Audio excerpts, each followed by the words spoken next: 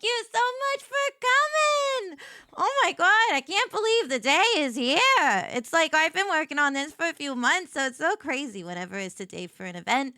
Thank you so much for coming. I'm so excited about today. I'm also like a little nervous. Probably heard in my voice. That's okay.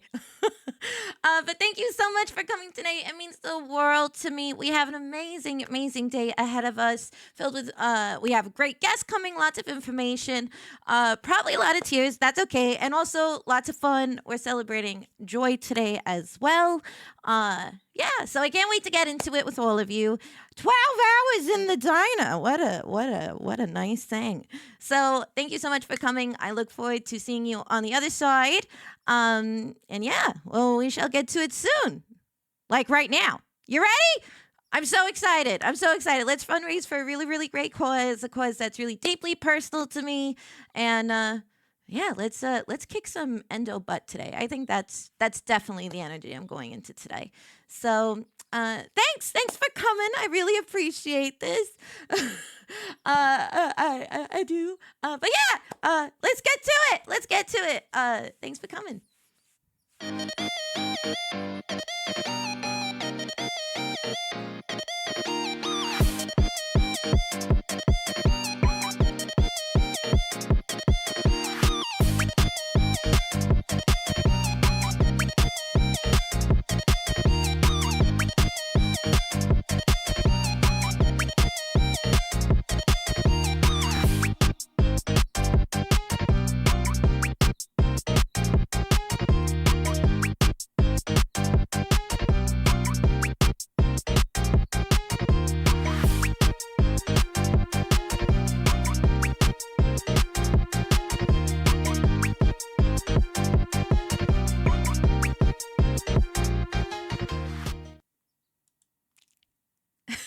Hello! Hi, everybody! Welcome to the second annual Hope for Endo charity event! Yippee! Yippee! Yippee! Yay! Welcome. Welcome on in! Thank you so much for coming today. I'm so excited that you're all here. Thank you for supporting this amazing event. It means a lot to me. Oh, I forgot to put the jukebox on. It's hiding behind the curtains, I promise. Let me... I'm so sorry. Oh, yeah, there we go, there we go. Yeah, nice. Oh, my God, I promise I know how to do this. Yeah, there we go. Hello. Good morning, good afternoon, happy time zone. My name is Miss Lella. I'm a 1950s diner waitress VTuber serving up fun in the 21st century, and it is my pleasure and my honor to host this day for a cause that is deeply personal and that I'm incredibly passionate about. So thank you so much for coming today. For anybody who is new, and for my griblets, thank you so much for supporting today. I really appreciate it. We have lots of things to talk about, and yeah, it's gonna be a very busy day. So I would like to say March is Women's History Month. It is also Endometriosis Awareness Month, and endometriosis is a disease that affects the uterus in 1 in 10 AFAB people, so assigned female at birth, and it's absolutely debilitating. It's a life that you have to kind of navigate pain management, surgeries.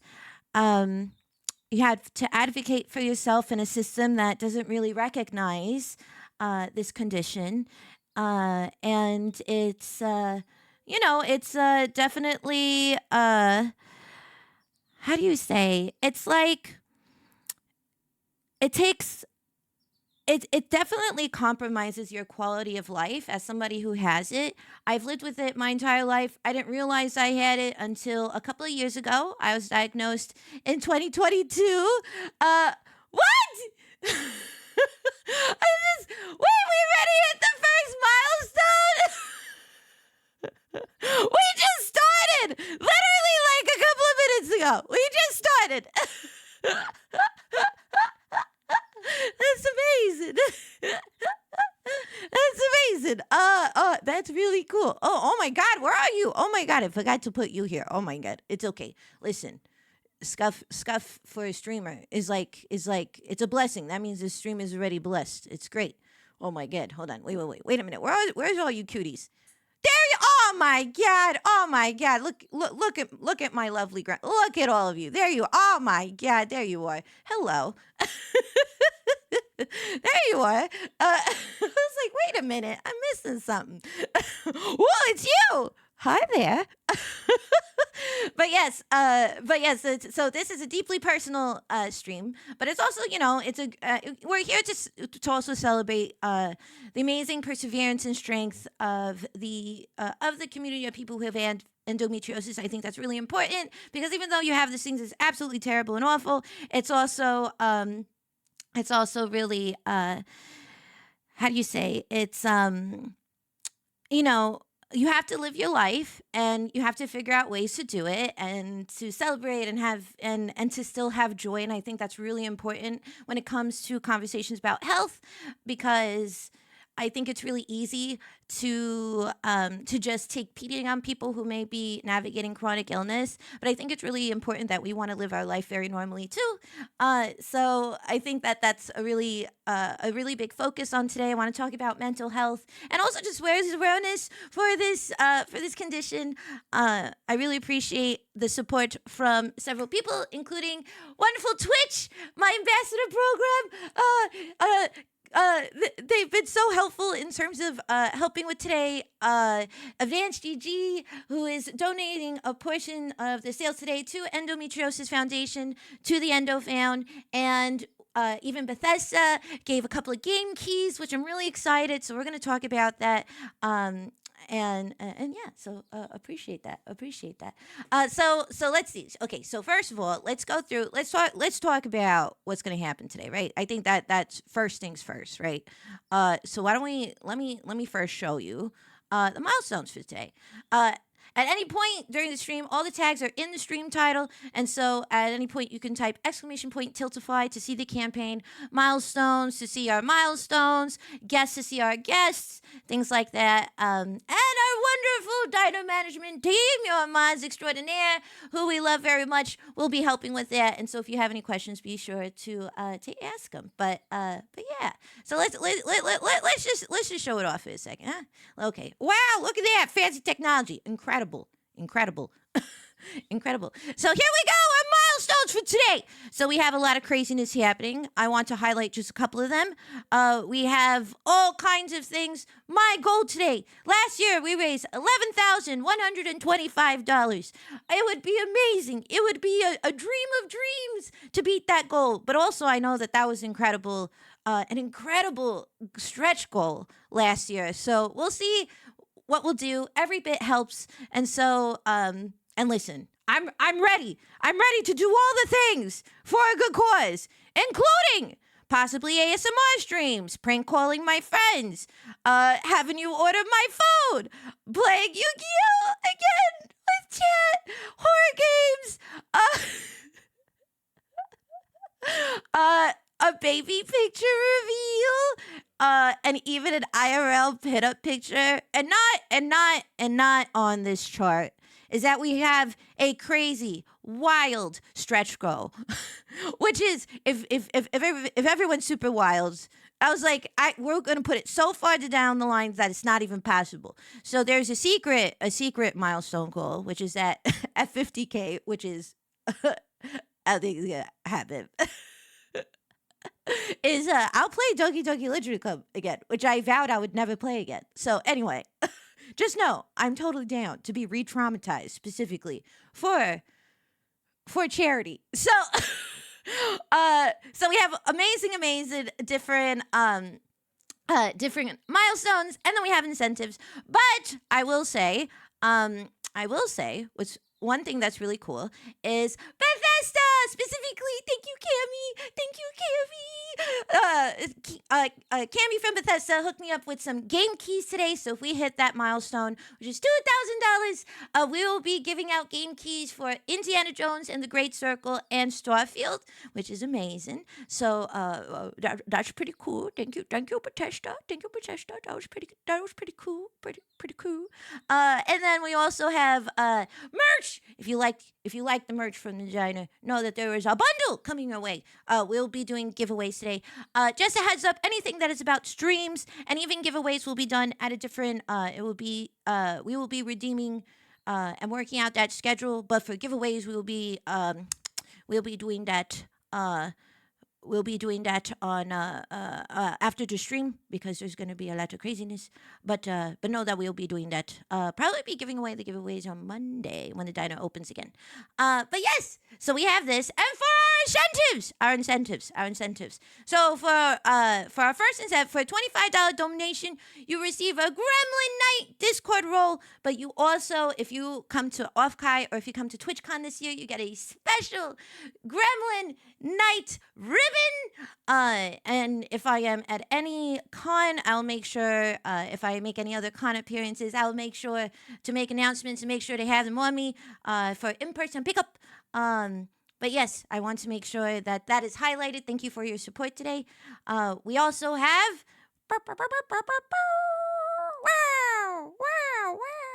We have this year's Hope for Endo print. We have this year's print, which is done by the wonderful Yuki Goomba. If we may shout out Yuki. Yuki did this year's poster. As you remember, last year, Not Sweet Dandy did our amazing poster. This year, we have Yuki who contributed.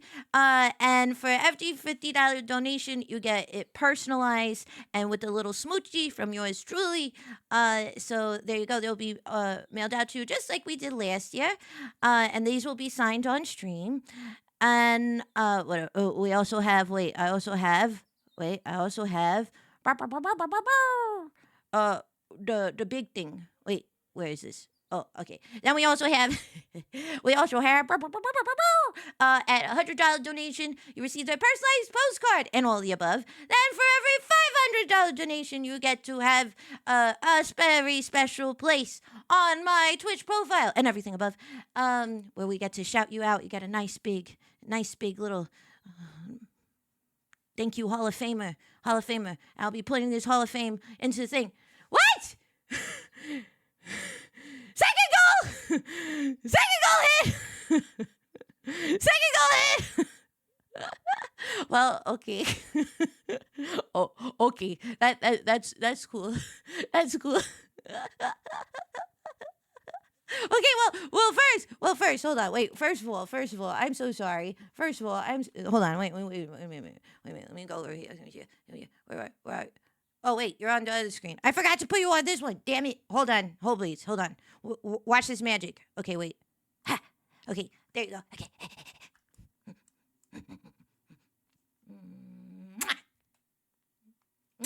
Thank you. Thank you so much. Thank you. Thank you. Thank you. Thank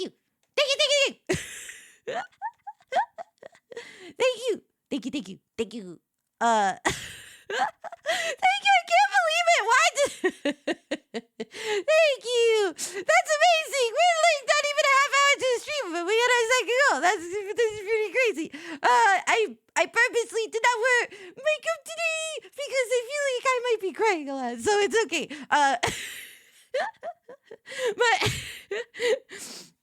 But yes, they want the 20. Why? What's at the 20? Oh, the pinup photo.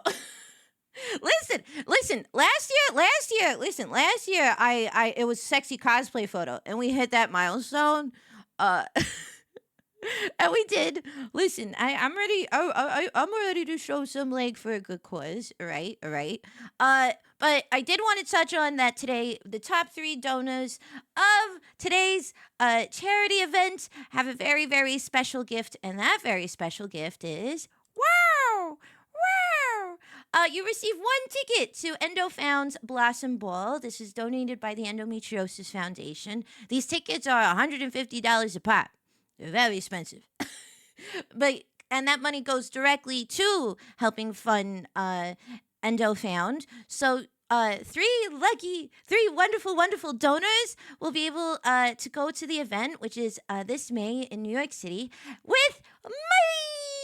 Yippee! Yippee! So no, that is a wonder with me. Look at that. Who's that? Who's that broad? That's me. That I'm. It's me. It's me, Miss Lala. Huh? So so there you go. So we have so yeah, that's pretty cool.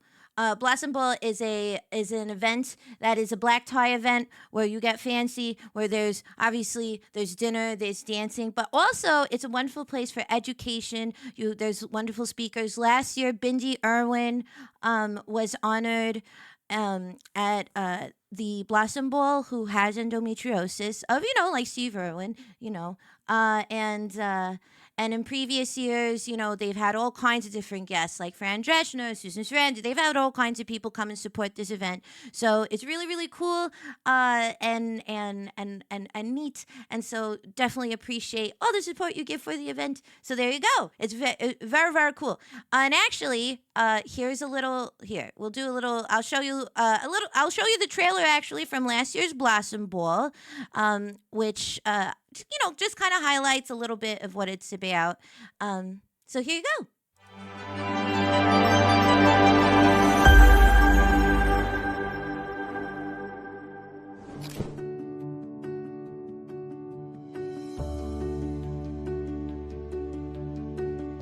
Bindi Irwin will receive the prestigious Blossom Award at the 12th Annual Blossom Ball on May 3rd, 2024.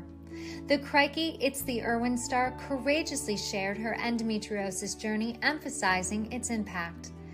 The award signifies not just personal recognition, but also celebrates the strength of 200 million plus endo warriors globally. This vital fundraiser educates on endometriosis and supports research.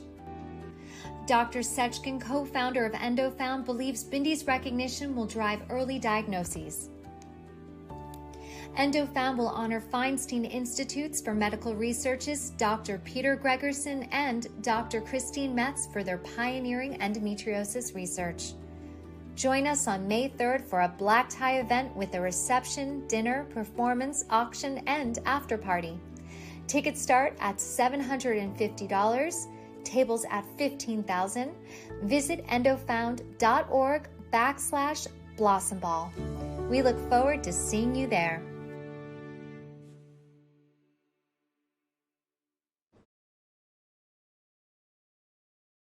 Yeah. So that's a little bit about the Blossom Ball, and that was last year. This year's guest of honor has yet to be announced, but it's in May, so there will be continual announcements. I'll be sure to update and let you know all the developments regarding that, especially the guests who will be coming. But there you go. Really, really appreciate it. So yes, so that's a little bit about some of the rewards we have today and all that goodness. So who do we have coming? We have a lot of different people coming, which we'll get into. We have Carolyn Mayer, who is the Endometriosis Foundation of America's program director. I had the pleasure of meeting her in person when I went to EndoFound's Patient Day earlier this month, which was basically a 3-day medical conference, and it was a weekend of patient advocacy, awareness, information. It was really, really incredible, and I've been working with her the past couple of months in terms of today, and so and she's really lovely. So she's going to come today and talk about EndoFound and their mission and what they've been up to, and we may even have a visit from. We have a little video from like their version of a VTuber, which is pretty cool.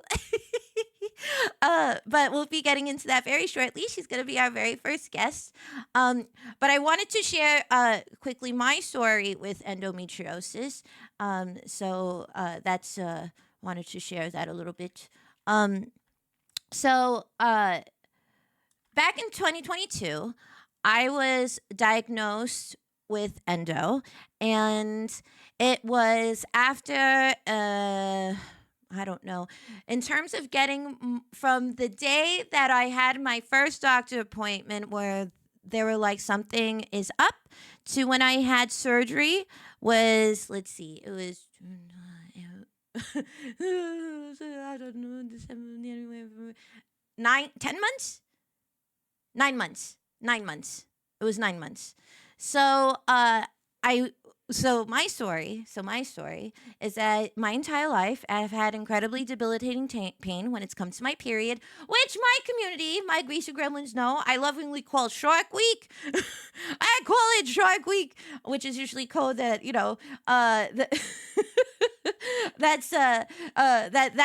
that's what I like to refer to it. I'm not. Don't say chum. Don't say chum. Don't say chum. I'm not gonna say chum. Don't say chum. Okay, got it. All right. So, but my entire life I've had actually incredible pain. And when I was younger, even before I was sexually active, I tried looking into maybe being on birth control to help manage some of my pain. And I tried maybe like 5 different types of birth control, from pills to other types, and it didn't really work. It made my pain a lot worse. It gave me mood swings and and there's lots of different things that there's different ways to pain management. Not every endo patient is the same, and I think that's really important because I think we're going to hear that today when we go to our endo warriors discussion. We're going to hear how many different people navigate their situation, how their journeys are so different. But for me, I decided to not be on birth control because it made my symptoms increasingly worse, and so I decided to just kind of figure it out. Old school technique. Lots of ibuprofen, heating pads up the wazoo. All that kind of stuff, and just kind of deal with it, right? Because you're just like, well, this is. I was told this is normal. I was told that the fact that I'm keeling over in pain and can't even walk, or maybe sometimes I'm like gripping my toilet for dear life as I hurl into it because of the pain is normal. Because life is suffering. Life is suffering. It teaches us how to be humble, right? That's what we're told, especially if you have a uterus, right? That's something that's a narrative that we're always kind of told. And so, you kind of gaslight yourself. And also, endometriosis patients tend to have higher pain tolerance. So, hi, Zifra. Thank you so much for the raid. Welcome on in. Welcome, welcome, welcome. Thank you so much for supporting today. I hope you had a wonderful stream. Thank you so much for coming. Thank you so much for supporting. I really appreciate it. I was just talking about my story. But yes, I want to share a pain equivalent that I actually didn't know that this was the pain equivalent until I went to patient day. But to many people out there, if you've had a kidney stone, you probably know that sucks a lot, that it's incredibly and excruciatingly painful. Now imagine that you're passing a kidney stone every single month for about a week straight. That is what it's like to live with endometriosis. In like that level of pain. And so pain management is a big part of the discussion in terms of navigating quality of life with this disease. And it's just interesting because, once again, you think that, you get periods, that this is going to suck, but you don't really understand how what is normal and what's not normal. And that's why the average diagnosis for endometriosis is about 10 years because of this this circle of gaslighting and lack of information and lack of education and ignorance regarding this condition. And so I'm in my 30s. I was diagnosed in 2022. So that was 3 decades I've been living on this planet. And I was diagnosed in my 30s, okay? I was diagnosed in my 30s that I have this condition. I've been navigating it for my entire life. And then ever since, you have puberty or whatever. And so you're like, oh, okay, that's cool. that's great. That's cool. It's that's awful. And actually, the reason why it was like discovered was because I actually went to my annual with my doctor, and my doctor was, she was evaluating my abdomen, and I love my doctor. My doctor is basically like, imagine, imagine, she's a. I love my doctor. She's adorable. She's a petite woman, very smart, very caring, but she definitely has like a loving Edna mode vibe to her. And that's why I love her, because she'll always be really honest with me, and she's very like very forthright, and that's why I also trust her a lot. But she was doing my annual and she was like feeling my abdomen, and she's like, there's something here in like your lower abdomen that does this hurt? And she like pressed. I was like, oh yeah, that doesn't feel good. And she was like, yeah, there's something here that's not supposed to be here, and I feel that immediately. I'm like, huh? What do you mean? And so, um, so that was my annual that I had in like June, and cue many doctor's visits and referrals and ultrasound and MRI and all these different things. Doctor's appointments after doctor's appointments after doctor's appointments. Or actually, technically, I had my surgery in 2002, but I started my journey in 2021. That was when I had my annual and all this stuff. And so it was right after, like, this is when society is kind of coming back to like doing things in person, right? And so it was a combination of like doctors' offices not taking a lot of like being very limited with their appointments, and then also just very long wait lists to be a new patient for new doctors. So I was just constantly having to advocate. Don was there having to help me in terms of all this stuff. And if you don't know, Don is who I refer to. That's my husband. And so he was a really big partner in this journey and holding, like, just kind of being there for me, which is really important. Because it can be really overwhelming and isolating and incredibly painful and frustrating as you like navigate it. So anyway, I finally find out so in June I had my annual. In November, finally I see a surgeon who gives me information about what's happening inside my body. So at this point, they find that I have like fibroids in my uterus, which is fibroids are basically benign tumors that are usually in the uterus. And he's like, yeah, we definitely found some, but we'll be able to see, let you know like exactly the size and all this stuff. And I was like, okay. And then he goes, do you find that when you menstruate, is it like normal? Is it like painful? Like, what is it? And I was like, well, yeah, I mean, it's painful, like, like normal. He's like, what's your normal? I was like, sometimes, I have to call out of work, or, I've had to not go to school, or I've had to, because sometimes it's so bad. And he was like, yeah, that's like not normal. I was like, what do you mean that's not normal? That's like my entire life. And he's like, that's not normal. He's like, you know what? So we're already going in there the way it is. We're already going to operate on you.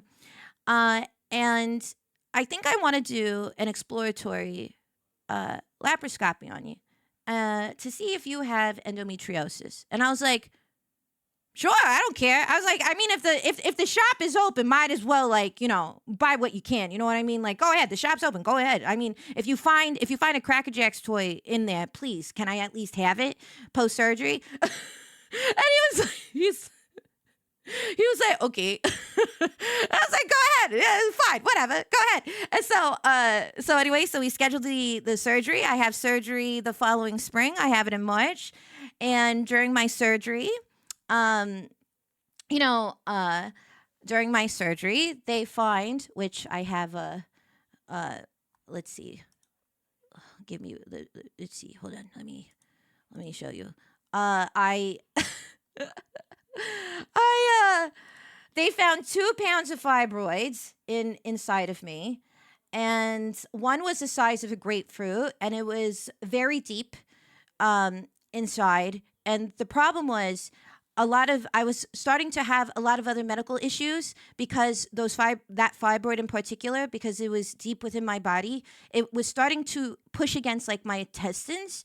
And so, and other things. So my other organs were functioning the way they were supposed to function, on top of having this terrible condition.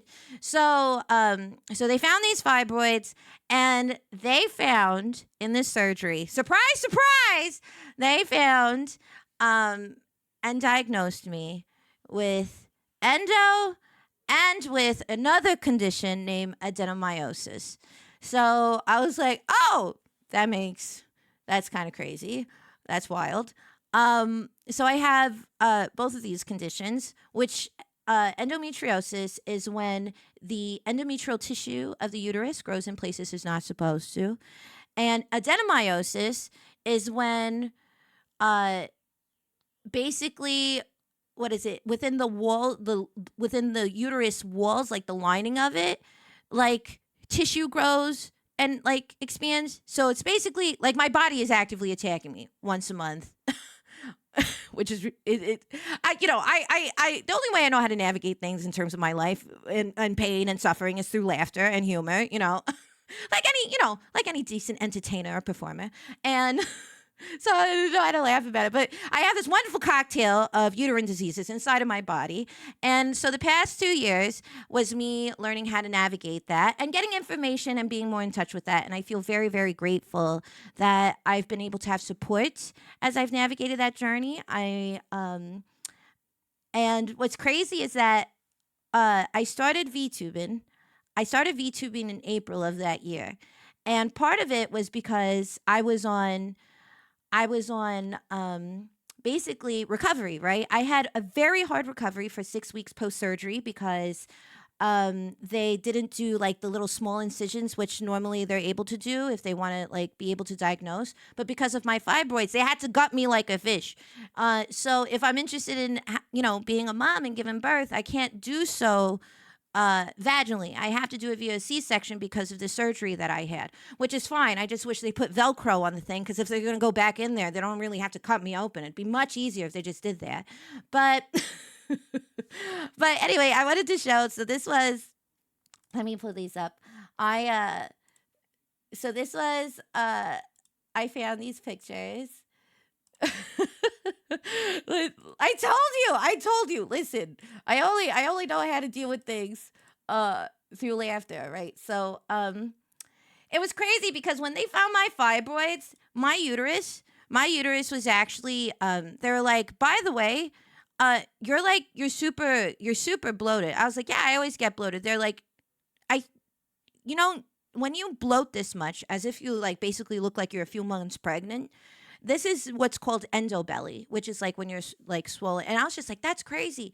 But also, because of the size of my fibroids were the size as if I was 18 weeks pregnant. 18 weeks pregnant was the size of my uterus. That's how giant these fibroids were. So anyway, I'm going to show you a couple of fun pictures.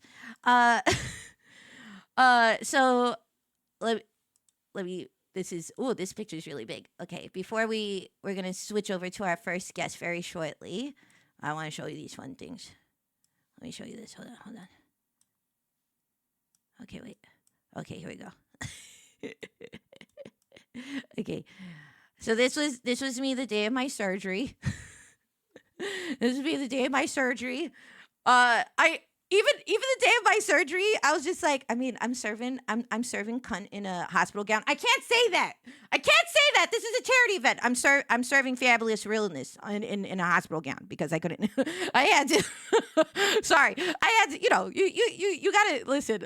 Glass half full, whatever. So that was before the surgery, and then it was like really rough. I'm not gonna lie. But this was after. Okay. This was after. Okay. Let's see if this won't blow up on the screen. Oh, okay, good. This was me. Look at me. I'm ready to take on the world over here. Look. So this was literally I had to stay in the hospital overnight after my surgery, and they have to force you to walk because you can get like a blood clot otherwise. So oh my god, so this nurse, I'm so sorry I forgot your name. You were so incredible. She was my favorite person. You know why? So one thing that I learned in this process of having endo is that gluten and dairy can actually be inflammatory in terms of your system. And so you're not supposed to be eating it, which, as a New Yorker, knowing that bagels with cream cheese and pizza are forbidden food is almost a death sentence, but, I will survive. That's fine. That's fine. Don't talk to me about non-dairy alternatives. I know that's a conspiracy theory. There's no way that's as good. It's not as good as the real stuff. Don't lie to me. I already know the truth. Anyway, so anyway, the hospital, they give you a specific thing. You're only supposed to eat liquids at a certain time. Then you're supposed to eat soft foods, and they kept on giving me like dairy stuff, and I was like, I can't eat this because at the time I was just like lactose intolerant. I didn't realize there was a correlation between that and endo. So my homegirl over here just kept on like stealing all the like Italian ices and the Jello from like the other patients on the floor and kept on giving it to me. Like literally, she had like a TJ Maxx like bucket purse that she'd be like, okay, she's there and she's like, okay, here you go. Okay, I got cherry. You said that was your favorite, right? And then she like turns it upside down and like shakes it on my hospital bed. She's like, I got you. So that's actually her, and she was really nice because she was also really nice when I had to use like the bathroom and like do my walks and stuff. So we love people like that. um, and then but yeah, it took a long time, and but we persevere, and I would like to say that so then I was already backing up and running a few months later, but this was literally the same month in which I started streaming as yours truly, as Miss Lala, as a PNG. This was the same month. I was still having to use like assisted walking because I was still recovering. This was at WonderCon in California, and but look, I'm able to do my thing and still have a good time. I look with the gambit plush. But yeah, so that's I was gonna. Can you cook thyroids? I don't think you want to eat thyroids. But yeah, so that I did want to share a little bit about this. I do want to say one of my I'll be totally honest. Last year, I took a hard look in terms of my journey, and I was very inspired. I was very inspired by Iron Mouse's work for making the world a little bit better by helping people who had navigate the same thing that she navigates. And I was like, I mean, maybe I can do that too. Was like a thought. And I didn't realize that by doing that, I was going to meet so many people that I could talk to about this because I didn't know anybody else in my life before I actually started doing this. Last year, I opened a relationship with the Endometriosis Foundation, and it's really cool to know that we did so much work so far. I've connected with so many different VTubers and just streamers and people who have it, and it's been really cool to do that. So it really is an honor to do this event, and I look forward to doing it every year for many years to come. Because you know what, the world is, the world can be is a little bit on fire, and it's nice to do something really good and positive. So on that note, I'm going to take a minute, and we're going to bring in our first guest. We're going to bring our first guest. So just hang tight, and I'll be back with Carolyn from Endovan. So just give me a couple of minutes. Okay, I'll be back.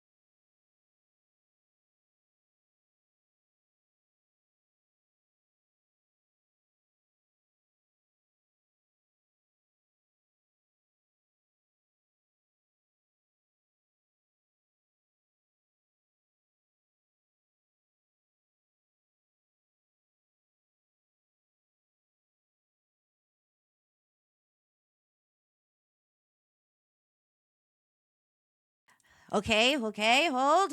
Wait, okay, wait. Okay, huh? Uh-huh. Uh-huh. We see it. Ooh, okay, wait. Okay, wait. Okay. Like Okay. peeking over. Okay. Test. Test, test, test. Yeah. Everybody can hear her okay? Yeah? Yes. We're all good. Thumbs up. Yep. Yay.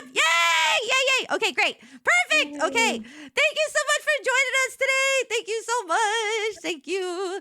Why don't you introduce yourself to everybody and tell us a little bit about Underfound? And first of all, tell us also about you. Yeah, sure. Thanks for having me on today. I'm so excited to be here.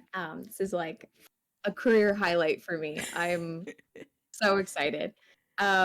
But yeah, my name is Carolyn. I work at the Endometriosis Foundation of America. I'm the program director for our Empower program, which is our adolescent education and awareness program. Um, I'm based in New York. My background's in public health and public health program planning, so that's kind of what I do. But maybe I can just chat a little bit about EndoFound. Mm-hmm. All right, so EndoFound was started in 2009 by Dr. Tamer Seshkin and Padma Lakshmi, who is, and yeah, she's the host, the former host of Iron Chef. She's an actress, author, model. And so she partnered with her own doctor, Tamer Seshkin, who is an endometriosis surgeon, to create the Endometriosis Foundation of America. And since then, we've been able to make massive advances in endometriosis education, awareness, research, and advocacy. Those are our four pillars, the different programs that we have, and then tons of other activities underneath those. But yeah, I could chat about any of those if you want. Yeah. I had no idea that Dr. Shechkin was actually Padma Lakshmi's doctor, and then that's how that relationship developed. That's incredible. I think that's a wonderful example of like if you have the I feel like part of the problem in terms of getting people interested in a cause is having people like just talk about it and like that even though you might have an expert in the field, sometimes people still won't connect because they're not familiar with that person. And so the fact that she decided to use her visibility, like her public, kind of audience and visibility to pair with this doctor and to create such meaningful change is truly incredible. And I love that gives me a lot of hope in terms of like the good that we could do in this world, given everything that's just going on in life. And so that was founded then. In that time, what has EndoFound then done? Like, since the inception as a nonprofit in what is it? It's 12 years, 13 years? How long? Yeah, something like that. Yeah. Yeah, so I think in 2009, they founded the first of its kind gynecologic research center at MIT that was dedicated just to studying things like endometriosis, uterine fibroids, and PCOS. We've gone on to fund, $1.4 million in research funding, predominantly seed grants or seed funding that goes on to get larger grants by the NIH and other organizations. So funding a lot of different types of research into why endometriosis happens, what's the role of things like forever chemicals or environmental exposures, what's the role of the immune system and hormones, and how can we use this understanding or use a developing understanding to create better diagnostic tools and treatment methods, and hopefully get people the care that they need sooner in life and help them live healthier and fuller lives. But that's just the research, right? So we also do advocacy-based work, so working with legislators across the aisle on bipartisan endometriosis awareness and education and funding efforts.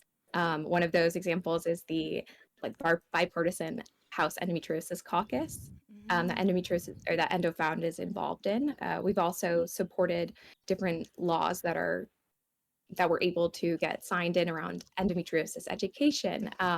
We've also been able to work with, elected officials to get the NIH to double its research funding for endometriosis. Because, back in 2019, they were only funding $1 per person with endometriosis um, around research and Wow. causes around the disease. And then our education programs, which I can talk a lot about, but I'll be brief. Um, we began the Empower Project in 2013, and that's reached since over 41,000 students in schools across the country. And the Empower Wow. Project essentially brings free education and on endometriosis and menstrual health to schools and students, hopefully to decrease the 7 to 10 year delay to diagnosis. Phooey. Yeah, it's a 7. lot. Can you imagine? Can you imagine that if you went to the doctor and you're like, I don't feel too good, and then 10 years later they're like, oh yeah, by the way, you might have the flu. Like, I don't know, it's just crazy, like, in terms of that. Or like that for so many other like, so there's so many other diseases that 7 to 10 years literally is the difference between life and death. And it's just wild to think that um there's there's such a small amount of priority and financially, policy, medically, in terms of, and I feel like and please correct me if I'm wrong, but in general, in terms of uterine health and research and protection and proactivity, um, and I hope, I think a program that kind of helps that's like, that's a very hopeful thing, that, it's too late for some of us who are elder hags and millennials or whatever. But I think it's really great that there's going to be hopefully a time where it won't take that long, and that it's going to be a lot easier, especially in an age where also navigating sometimes period can be a very, can be treated shamefully, can be a very like emotional time, when you're navigating hormones and puberty and all that stuff. And so knowing what is normal and not normal is really important, and for people to know that a little mild discomfort, maybe, to the point where you can't even like leave your home or leave your bed because of like how much pain, like that's obviously not normal. And it shouldn't be, we shouldn't be told like, just suck it up, go take a nap, just drink some hot tea, you're gonna be feel better. And you're like, I feel like if I'm all on all fours screaming, and I can't move because of the amount of pain I am. I don't think a little hot water bottle put on my pelvic area is gonna really do the trick. But please prove me wrong. Please, go tell somebody, like I said, who's like having a kidney stone. It's like, I don't know, take some Pepto Bismol. Maybe that'll do it. It's just Yeah. it's crazy. So Yeah, that's amazing, the work that you're doing. absolutely. I mean, you bring up a good point. I think over 60% of people with endometriosis are told some point before they get diagnosed that their symptoms are quote unquote normal. Mm, And a lot of people, maybe like also 70% at one time, receive a psychiatric referral in lieu of further, you know, inquiry or a referral to an endo specialist, something like that. mm, So there is a lot of like normalization and that goes on, and stigma isn't just, you know, among other people, but sometimes you can hold that stigma too. This is normal. Like, I'm just over exaggerating. But the mhm. truth is, like, your body best. And, you know, if you are in pain, if you're having other symptoms, talk to somebody. And if they tell you it's normal, talk to somebody else. Keep pushing and keep fighting. And don't listen to anybody who says that it's all in your head. Yeah, I think that that's really, really important. I definitely didn't. I definitely am one of the people who like just believed the gaslighting. I was like, okay, that's fine, and this is just the way my life is gonna be. And I didn't really realize there's something else happening inside of me until life brought this circumstance where they had to like. Me having fibroids led to the discovery of me having endo and adenomyosis, and I Mm. was like, oh my god, like I didn't. Oh, so I'm not crazy. And it also, I think what was crazy is that it opens up conversations with like the other people in my family who have like my mom, my sister, my cousin, my aunt, and we all just kind of started having conversations about it, because I started learning, oh, there actually is like like the people in my family had like history of like complicated health regarding their uterus, and Mm. um, to the point that like I keep on learning more and more, and like it's opened up this conversation where like my mom was like, my periods were never like that, and I thought that, I was also told that, pain is normal, but she didn't know because she doesn't have it, and she didn't know how to navigate that. She ended up having a very very large fibroid in her uterus, and then she had to have an emergency like hysterectomy essentially.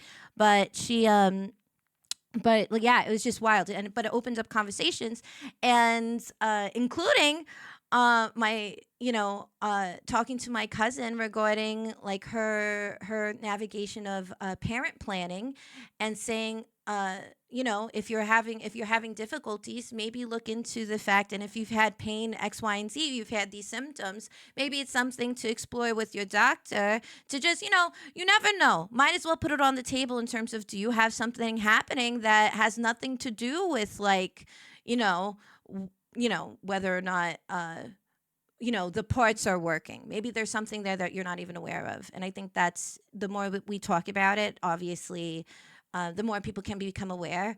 And that's, part of what today's all about. Is it's not only like, obviously there's going to be people here who have endo, and I think that's really important to, I think it's really special when people share their stories, but it's also really important that even if you don't have it, I think it's important to just know, because then you might know somebody in your life who's navigating this thing, and then you can maybe help them if they're like, I don't know, I don't feel like this is normal, or like this isn't that. It's like, yeah, because it's not normal. You can be that advocate for them if they don't know, and I think that's really important. um, but yeah, speaking of Yeah. advocacy, I know that in terms of your education, uh, you specifically Empower is like a big is like your baby, right? That's like your so do you want to talk about that in terms of like early education and awareness advocacy? Yeah, of course. So Empower is essentially like a free education program. We work with schools, community-based organizations, really anywhere that adolescents or young people gather, that we can share this information with them. And we provide like a free e-course that schools can put in their health curriculum, resources for the school health office, also presentations either in class or as assemblies if they're open to it. um, when I'm talking, before you raised a good point, like when I'm talking to young guys, right, people who don't menstruate, and they're like, why am I learning about this? Um, you know, Endometriosis is so common, 1 in 10, it makes it a very common disease. Um, Hmm. and so if I kind of phrase it sometimes like this, like if 10 women or 10 people with uterus, right, you're going to know somebody statistically who has endometriosis. So everyone, whether they know it or not, is going to have interactions with somebody who either has endometriosis now or will in the future. And so what we see after giving presentations and collecting surveys, even from, male students, they'll talk about, oh, I think my mom has this. I think my sister has this. Or like, oh, my girlfriend can't get out of bed on her period, or she always misses school. And so it's tons of comments and anecdotes by male presenting students that are recognizing symptoms of people in their life, and they can really help those people to get care, encourage them, and validate their feelings, support them. Um, Even if the program doesn't reach them directly, it often reaches them through another person. So, all in all, trying to decrease this like 7 to 10 year delay to diagnosis and get people care, get people like basically empower people to seek the care that they may need. Hmm. And so, we're expanding the program across the country, trying to reach as many schools and students as possible with this information. Again, it's completely free. Just trying to get the schools to offer it and to host the presentations. That's typically the biggest part. And in terms of the presentations, how do you present the information so it's not, maybe a little bit more interesting than just like, standing at a podium and just speaking? Is there a way that EndoFound does that? Yeah, so we created our face character, Maya, and she's an animated character. She's a high schooler who's experiencing symptoms of endometriosis, but she's kind of told it's normal. She's told it's all in her head. A lot of the things that people with endo are told along the way, because the video was made along with endometriosis patients and doctors and experts. So there are a lot of lived experiences kind of baked into her story, and we use that as an introduction and also as a way to illustrate both like how the disease presents, how it may impact people, but also the myths that you might be told along the way. So we can like debunk those preemptively. And then, we're also developing some Kahoots. If anyone's familiar with that, we're going to be like an official Kahoot partner. And so we'll have Kahoots up on the main page for Kahoot. Wow. Yeah. And just trying to reach students where they are and where they feel comfortable.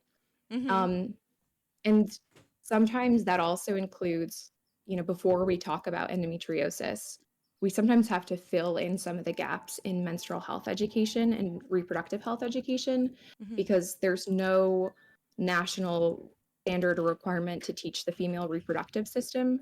So we have to, before we talk about like the lining of the uterus, right, we have to first say like, this is the uterus, or to say like, what are the symptoms of endometriosis? We have to outline, these are the things that are quote unquote normal or expected when it comes to periods. And these are the things that, you should really talk to somebody. Yeah. I think that's amazing.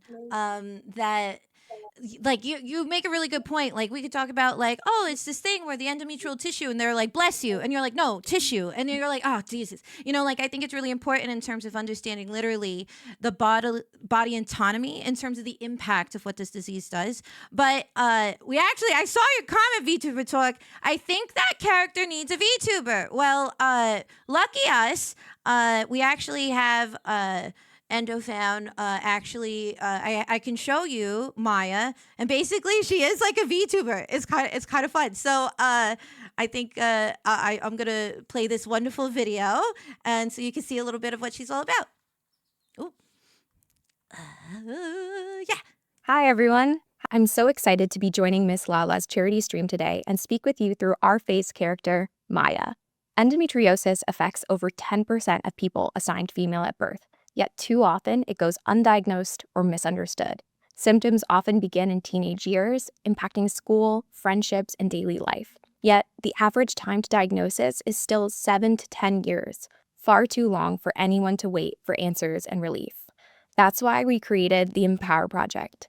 We provide free, accessible education to schools and communities across the country, delivered through engaging presentations, and interactive e-course, and essential materials for school health centers. Our goal is to spark awareness, equip students with knowledge, and empower those experiencing symptoms to speak up and seek the care they deserve. Maya's story is a core part of Empower. Co-created with endometriosis patients, doctors, advocates, and experts, Maya's journey reflects the real experiences of so many people with endo. From navigating confusing symptoms in high school to finally receiving a diagnosis later in life, her story helps students understand this disease and challenges the harmful myths that often delay care. Since 2013, Empower has reached over 41,000 students across the United States, opening up conversations that have the power to change lives. Greater education and awareness can lead to earlier diagnoses, better treatment, and a future where those with endometriosis are heard and supported. Every donation today supports EndoFound's mission to advance endometriosis awareness, education, research, and advocacy. Together, we can replace uncertainty with understanding, fear with empowerment, and silence with advocacy. We can create a future where no young person feels alone in their symptoms, and no one has to wait years for answers. Thank you for being a part of this movement. Let's keep raising awareness, breaking barriers, and making a difference.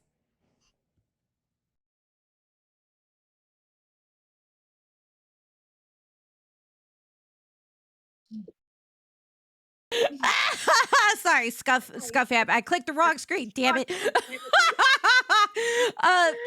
Thank you so much for sending that over.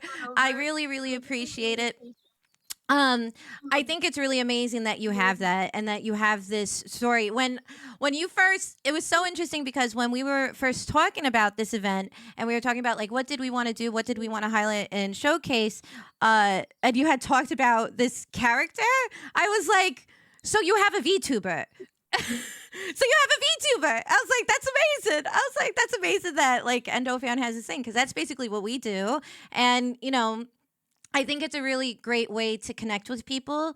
And I think it's really wonderful to be able to show and highlight not only with like obviously you can have personal stories and advocacy. I think it's really great to have someone who is a collective of so many stories, who has information from doctors and things like that. And I think it's really really wonderful. And I have a lot of hope for the Empower Project. And yeah, for what you're saying, like so 7 to 10 years is no longer the story, so that people can even advocate for their own family, even if they don't have a uterus or if they don't have endo. Um, and I think it also can create a lot more empathy at a crucial time in life where maybe your body is going through changes and you don't know what's happening. And I think especially at that age, we can feel very we don't feel like we're in touch with our bodies yet because there's so many changes happening. And I think that's also a part of it too. And so that truly is incredible. And that's an amazing work and an amazing project. Yeah, yeah. Because we talk about the 7 to 10 years, but the reality is that, you know, when symptoms typically start sometime after the first period, a lot of the 7 to 10 years that are, lost are during adolescence. And it translates to missed school, academic and social opportunities, extracurriculars. um, Maybe your grades will drop. You can't concentrate in class, all sorts of things. So the 7 to 10 years can have some of untreated time can have some serious lifelong consequences. And there is some more research that's coming out every day, right? That getting treatment earlier, even if it's just addressing the pain and other symptoms, even without a formal endometriosis diagnosis, may help limit the long-term progression of the disease and complications. So that's one of the reasons why we felt so strongly about reaching this group of teens and adolescents. Yeah. Can you actually speak about, so I know like for instance in terms of being able to like fundraising is incredibly important for nonprofits like EndoFound because you can do programs like this, right? And it's amazing that through fundraising, like before EndoFound existed, this program didn't exist. So that means that what you said 41,000 was the statistic? 41,000 people had like you were able to reach that amount of time because EndoFam was able to raise money to implement this program to then be able to share with schools to the point that you even said that now New York State is introducing legislation to like try and have endometriosis be part of like healthcare education in high school. Yeah, that's correct. So we had a similar law that was passed. It was the first law in New York State to make materials on menstrual health and endometriosis available to schools and providers. But Senator Monica Martinez of New York has just introduced another bill into the Senate, and so it's waiting to be, I guess, voted on. But it's going to, help reach a lot more people with endometriosis education, make sure it gets into schools, and that students at least have the option to access the resources. So that's very exciting. If you live in New York State and you want to reach out to your legislator to, ask them to support, the bill is Senate Bill S6227. But hopefully, amazing. fingers crossed. I guess we'll Yeah. see. But Yeah, we I think. typically have some, yeah. Oh, sorry to interrupt. Sorry, I just got so excited. No, It's just no, no. amazing. I'm just like, oh my God, that's incredible. Because I know even last year when we did this event last year, during the stream, I hadn't even realized, and I actually was notified. I think it was by one of my mods that had said that when I did the stream last year, literally it was that day or just that week. The White House had approved more funding towards research and care towards specifically um, uh, uh, medical issues regarding health, regarding like uterine health, and I was like, oh my god, that's amazing. And so like, it's not just like, oh, these things don't matter. Like, these things are really creating change, and it's crazy to see that, and it's amazing, like, to see that impact on such like a bigger level. Like, it's not just like, oh, we're making sure that here's a list of doctors. It's like we're also trying to like change history so that people are like, just people's lives are improved for the better permanently. And I think that that is truly profound work. So Yeah, I'm always in awe of our advocacy team. Jean, Rebelard, Diana Falzone, Andrew, and all of our other like advocacy related staff members. Yeah, in 2020, ENDO Found worked with this bipartisan congressional ENDO caucus, and they were able to, raise awareness and to get the NIH to double its funding for research. So that was really, really exciting. And since then, there, was introduced like in 2022 and then again in 2024, the Bipartisan Endo Care Act, which also aimed to like increase more funding. I think the 2024 Care Act has been introduced, but it's not yet been passed. So another hopeful thing, but we will see, I guess. I did want to share the very exciting move. You probably saw on the screen some stuff happening. But we're over $1,000. We're at $1,200 raised, which is amazing, which is really, really cool. So yay! Thank you so much. That's so crazy. We're we're like just over an hour into like 12 hours. That's like incredible. So that's pretty freaking cool. Yay! That's amazing. Thank you so much. Thank you so much. That's amazing.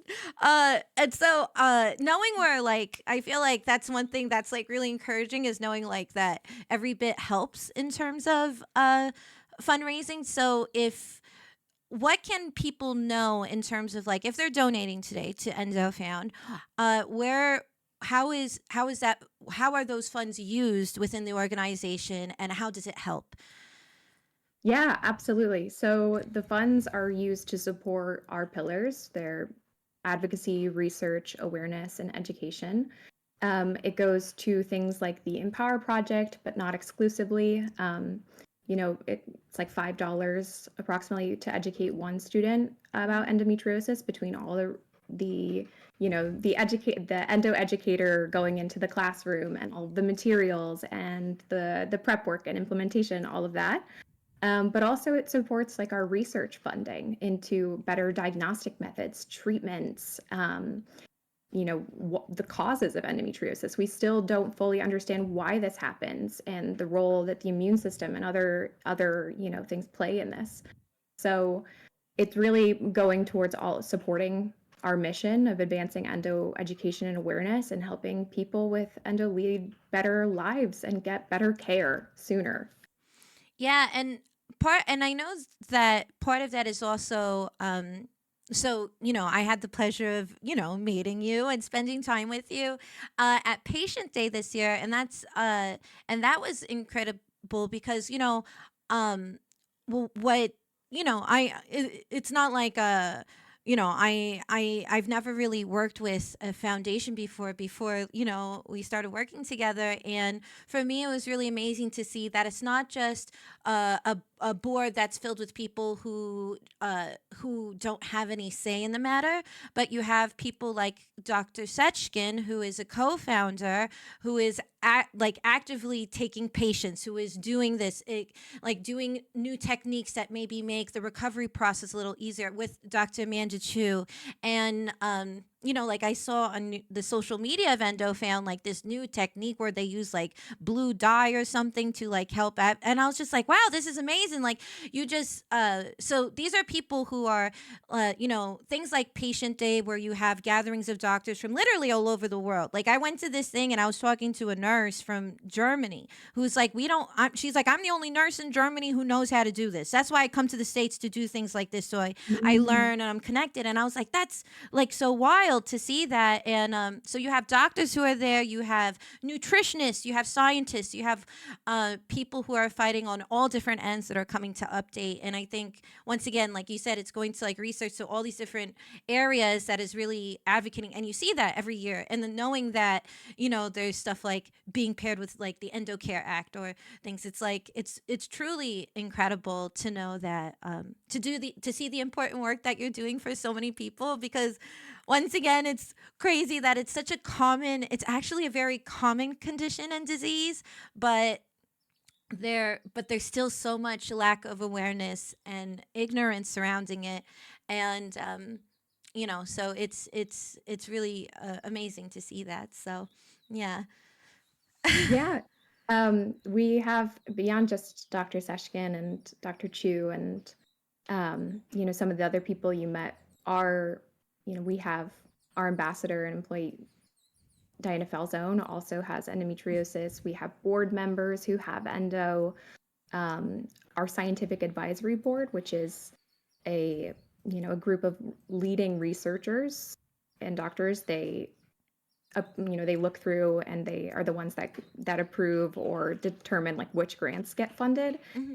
Typically, there's a number of people on that scientific advisory board that also have endometriosis that are conducting research on this disease, who are taking matters into their own hands to fill the gaps in research. And to see that and to see the collaboration and just the strength of this community is always very heartening. And it's always my pleasure to bring people together for Patient Day and to see people connect, talk to each other, hear new perspectives, learn more about the disease, treatment management strategies, all sorts of things. But, when people connect and form these like informal support networks, just some people you can talk to, people who know what you're going through. That's, one of my favorite things, because I want people to walk away from some of our events and have people that they can lean on who truly understand what they're going through. I think that's a very special thing that people may not understand regarding, and this I say in terms of chronic illness in general, right? I think that there's something very common with people who have a chronic illness or a disease, and sometimes an invisible disease, and that's isolation. In terms of that, where you feel like you're navigating that journey by yourself. I know that I definitely felt that way, and I feel like that's a common story that that you may hear from people. And so having a community, and especially like on Twitch, we talk about community in terms of like the people that like a stream community and things like that. But I think there's like even the people who provide community for others, like we need community too, where we have people that we can turn to who really intimately understand the same experiences. And that was one thing that I've started to really understand very deeply when I did this event for the first time last year. And then when I went to Patient Day this year, I went there, I went and I was like, oh, I don't know what to expect. I definitely, I don't know anybody. And literally I got off the train, I got off the subway, and a woman approached me and she goes, you look really fabulous. I feel like you're going to this Endo fan thing. And so I was like, what? And I was like, you're right. I mean, thank you. You're right. And we became instant friends. We actually are still texting to this day since the event. Nice. And we're like in a group chat and stuff. But she was wearing she had like a comic book like tote bag and stuff like that. And she was fabulous. So we started talking, and then throughout the event, I felt like I ended up having like a gal pal. And then it turns out that she works in the film industry, and so we bonded that we both have navigated this illness while working in a very demanding line of work. And then we're both Puerto Rican. She was from the Bronx. I'm from Queens. It was just a lot of things like that that overlap, and we just had a really great time getting to know one another.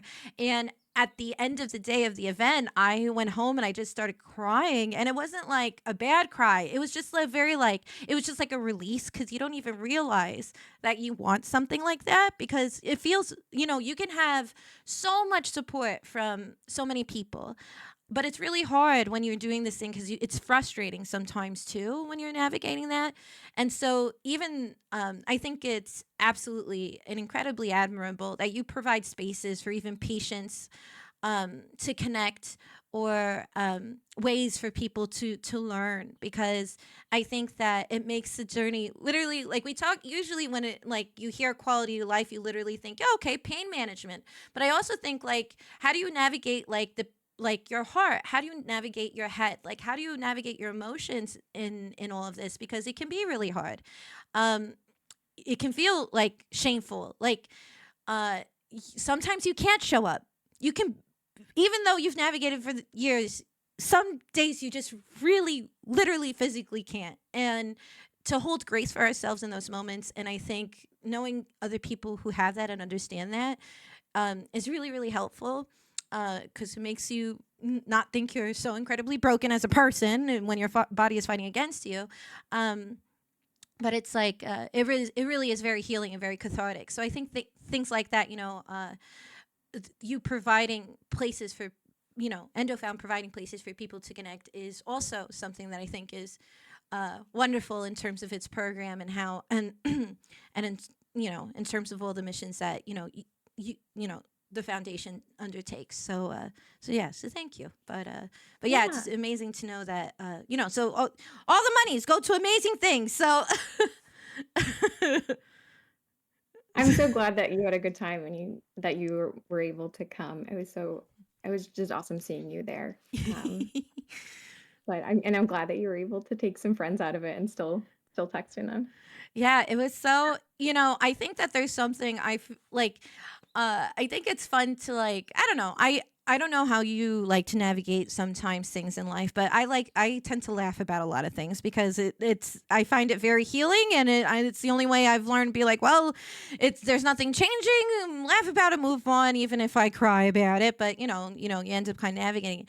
And I feel like, making certain jokes, or being like, oh, this really helps when like this stuff is happening, and just feeling like you can be like normal about it, and kind of in terms of like your condition, is very relieving. Because I don't think anybody with like a chronic illness is like, please take pity. Like, I want to be treated like a delicate, I just want, I want to be treated normally.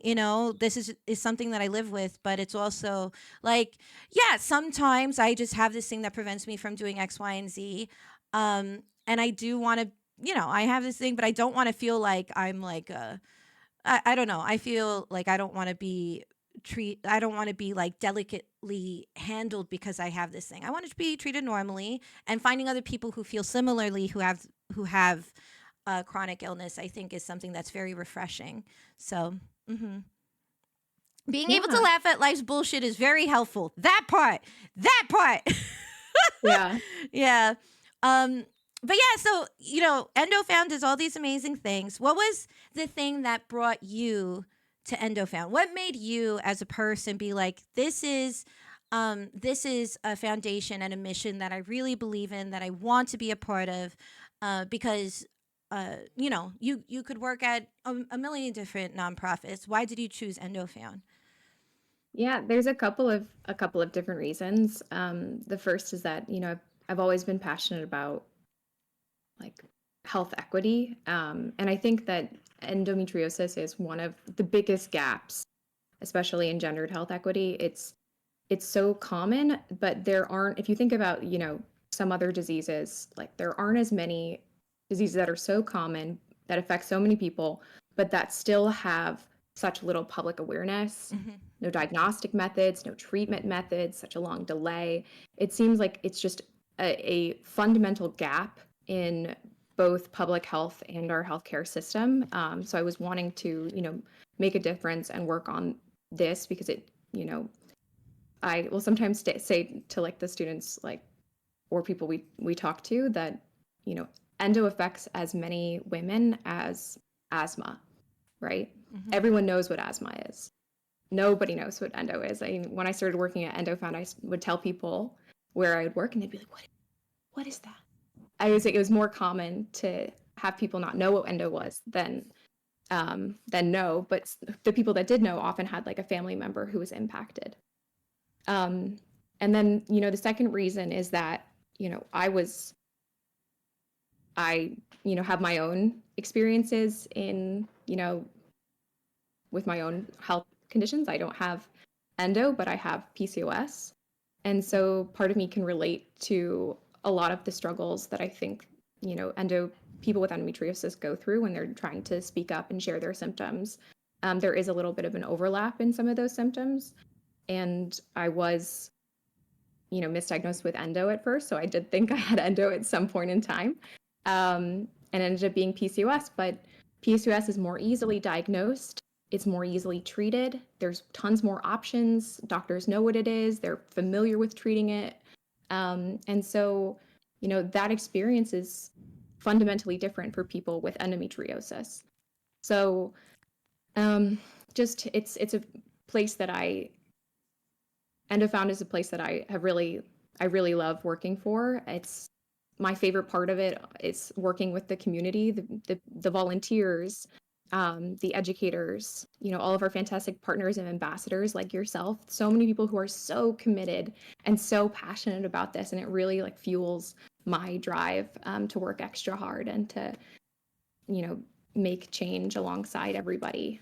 So I guess that in a nutshell. Sorry for going on too long. Oh my God, you're fine. Oh my God, you yap here on Twitch. Oh my God, I can't believe it. Oh God, talking on Twitch. Oh God, no, please, no. That's what we're here for. We want to know your story too. I think that's. I mean, it's people like you that like found a calling to like help this thing that like so grateful, so grateful for that. So no, please never apologize for telling your story. That's what all of this is all about, right? So yeah, I think that's amazing. Thank you so much. That's incredible.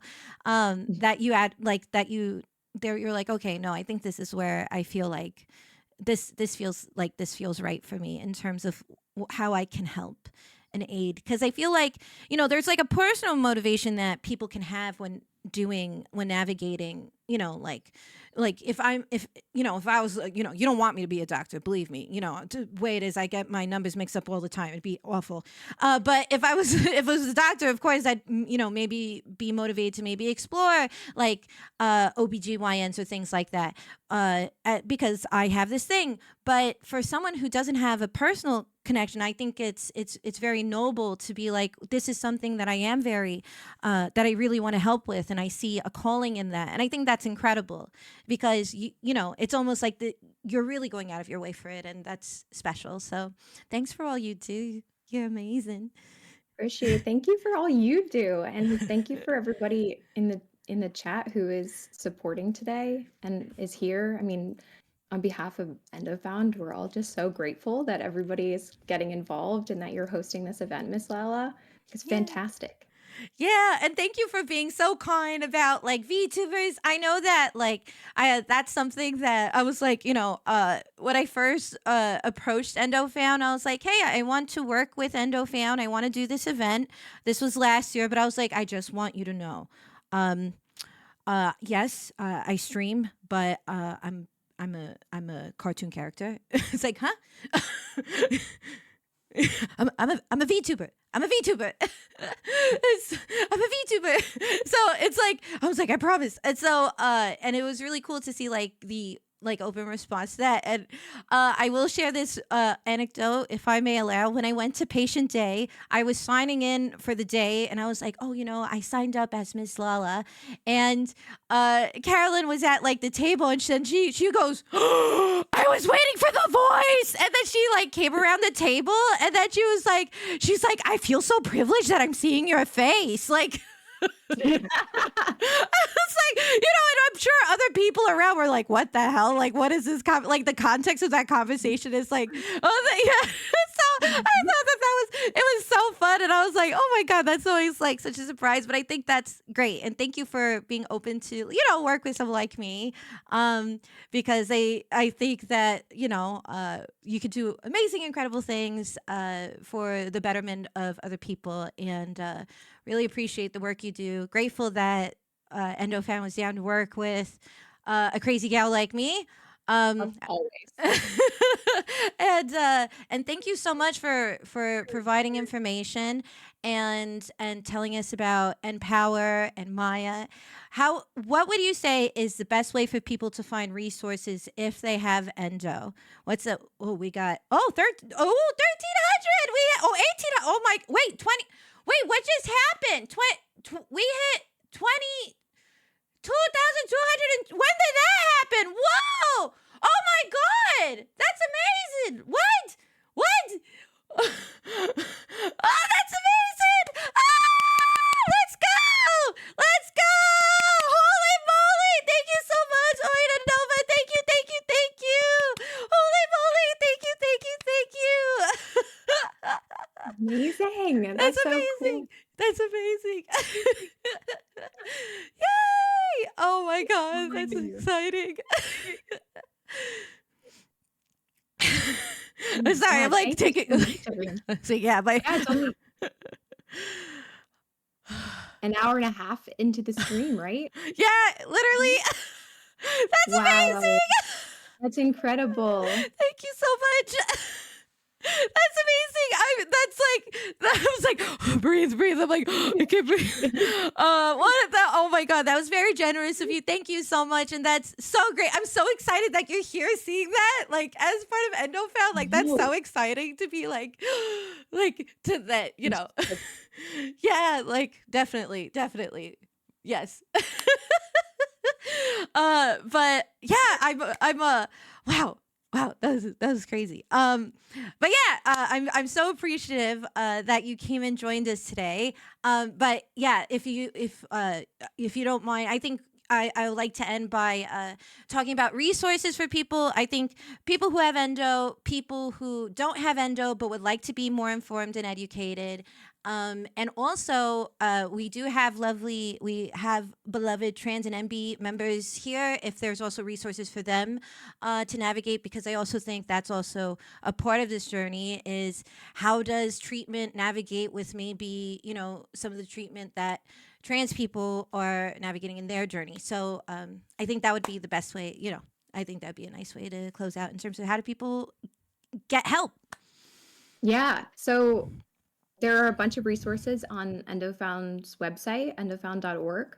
There are resources on, ways to find a specialist, questions to ask your doctor. We also have tons and tons of free videos on our video library, which is endofound.org/videos. Videos, I believe. Mm-hmm. And we have videos from all of our past patient conferences, medical conferences, and even our Blossom Ball, which is our annual awareness and fundraising gala. So you can, watch patient stories, talks by doctors, patient advocates, healthcare providers of all sorts, whether they be like nutritionists or mental health care providers. There's tons of resources there, and you just need to make a free account on EndoFound to watch them. We also have a resource portal for the Endo LGBTQI+ resource portal on our website, which you can use to find, some more resources, if that applies to you. There's also another organization, Endo Queer, that does provide materials and tons of different resources. Really? I had no idea. Yeah, they're great. And if you're thinking that you might have endometriosis, talk to your doctor, talk to somebody you trust. It's important that you're comfortable with them and that you trust them and that they listen to you and validate your concerns. If they don't, find somebody else, or ask to be referred to either an endo specialist or a gynecologist. Not all gynecologists will always know what endometriosis is, but they can at least provide like a pelvic exam to rule out maybe some other things that might be going on. And they're typically more knowledgeable. If you want to see an endo specialist, you can look that up in your area, or you can look up like a minimally invasive gynecologic surgeon. Now, I do want to say that not everyone will need surgery for endometriosis. Around 70% of people are able to manage their symptoms without surgery. But endometriosis specialists, even if they're a surgeon, may be able to help at least like with certain medications and treatment and things like that. So I think that was a little bit of an overview, but there's also Empower resources. They're designed for school age teens, but if you ever wanted to take the free e-course, it's at endofound.org/e-course. And the passcode is ENDO. There's tons of educational videos. It goes through everything. It's pretty comprehensive. And then if you wanted to get involved, you can always sign up to either volunteer, sign up for our newsletter, stay in touch, that sort of thing. Yeah. Any of those I can talk about more, or do you think that covers? No, I think I know, for instance, like March is a very busy month for endo events because it is Endometriosis Awareness Month. So you can usually find somebody doing some sort of fundraising this month regarding it. But I know that there's also been there's been 5Ks. There's been and you've worked with you have endo ambassadors that work with EndoFound that will do other kinds of events like that and that you'll highlight. And so there's so many different ways to be able to share. I will say it's really interesting that you're I know some of the material endo powers for school age. Don't doubt the reading comprehension of people, especially on the internet. Remember, there's a good portion of people out there that like to play games like Yu-Gi-Oh! That don't know how to read. So it's fine. I feel like picture books are great if it talks about this and makes them understand what's happening. Wonderful. You don't have to worry about that. And so, but I think it would be great to talk about. Yeah, I think like you were saying, like those other things, like the volunteering and things like that. You can speak on that a little bit more before we wrap up. Yeah. So there's tons of ways to get involved in volunteering. If you want to sign up to be a part of our Up Endo Coalition, which is like our advocacy-focused network, you can sign up to be a part of that. There's also opportunities to volunteer with the education program to try to introduce the materials to your school or a school near you, see if they'll adopt them or host a presentation. There's also, if you're located in or around New York City, there's in-person volunteering either, at our marathon to support the marathon team. We have 50 runners in the New York City Marathon each year. Really? Amazing! Amazing! They typically raise over $250,000 a year, the team. Wow. Or at least that might be I think that's our goal. I don't have the specific numbers, but it's wild. Wow. And so we always set up and we cheer them on. There's also, like you mentioned, Lala, there's some opportunities to get involved with peer-to-peer fundraisers, to do a fundraiser near you, however that looks. So we help you with the code to set up, the donation page, everything like a QR code or a link to the page where, people can give, and then it'll be attributed to whatever event you've put on, or, a portion of the proceeds at XYZ business, that sort of thing. So, people will also do the 5K, like you mentioned. The virtual Endo 5K, it can be done anywhere.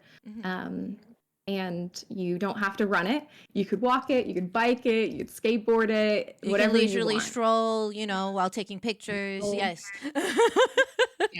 Yeah. Kayak it, whatever you want.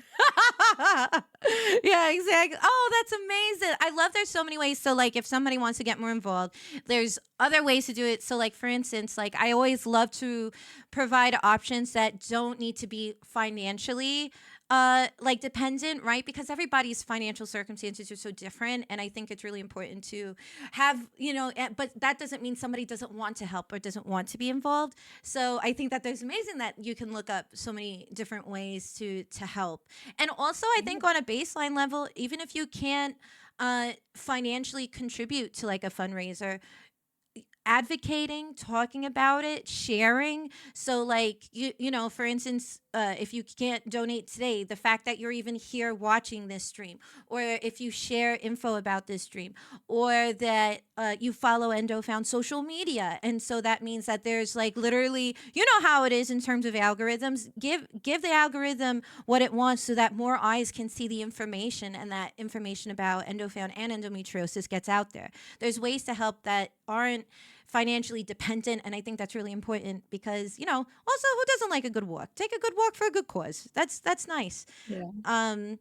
But thank you so much, Carolyn, for coming today and sharing so much information, being so being just so lovely, all your hard work, doing all that you do for EndoFound and for people with endometriosis like myself. Also coming up and looking fabulous. Can we just address that? Look how she was like, I'm gonna put my face on, I'm gonna put my pearls on, I'm gonna come and I'm respecting and I'm representing this org, this foundation. I'm gonna show we can be empowered and fabulous. Though I don't want to be mutually exclusive. So thank you. But yes, thank you so much for coming today. I really appreciate it.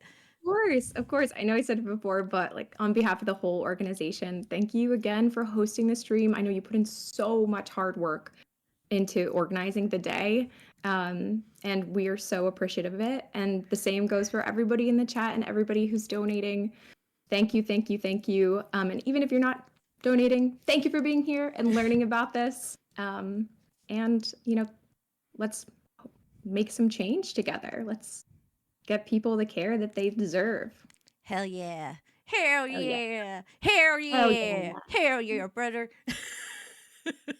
Thank you so much, Carolyn. If you want more information about EndoFound, you can always type EndoFound exclamation point in the chat and it'll bring you to the EndoFound website. Exclamation point endometriosis brings you to their info page that discusses endometriosis and has a lot of information. And they literally have a resource library for so many different things so that there is no community untouched that can't find help. And that's one of the reasons why I love EndoFound, that they're not exclusionary in any way. They're as inclusive as it can be, which is really, really wonderful. So thank you for everything. Of course. And if anybody has any questions on the education program or any questions about endo in general, they can always feel free to email me, the Empower Project at Empower, it's ENPOWR at endofound.org. Mm-hmm. So yeah. Thank you so much. Thank you so Thank much. You. We're gonna go to be right back, and we're gonna be prepping for our next segment, which is gonna be our Endo Warrior segment, where we're gonna have stories from 4 different VTubers who are talking about their journey with endometriosis. And so I'll be back in like 15 minutes. I have to go set that up. So I'll see all you lovely, lovely chatters in just a minute. Hang tight. We'll be right back. Say everybody bye to Carolyn. Bye. Bye. Everybody say bye. Bye, bye, bye, bye, bye. Bye, bye, bye, bye. Bye. Yay.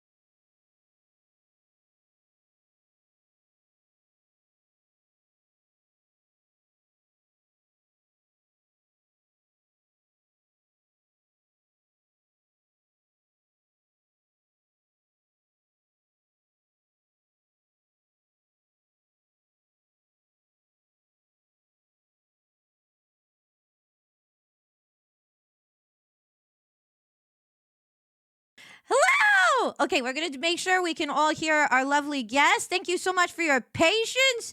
You know how it goes, scuff behind the scenes. Everybody say hello. Do a little testy test. Hello. Hi.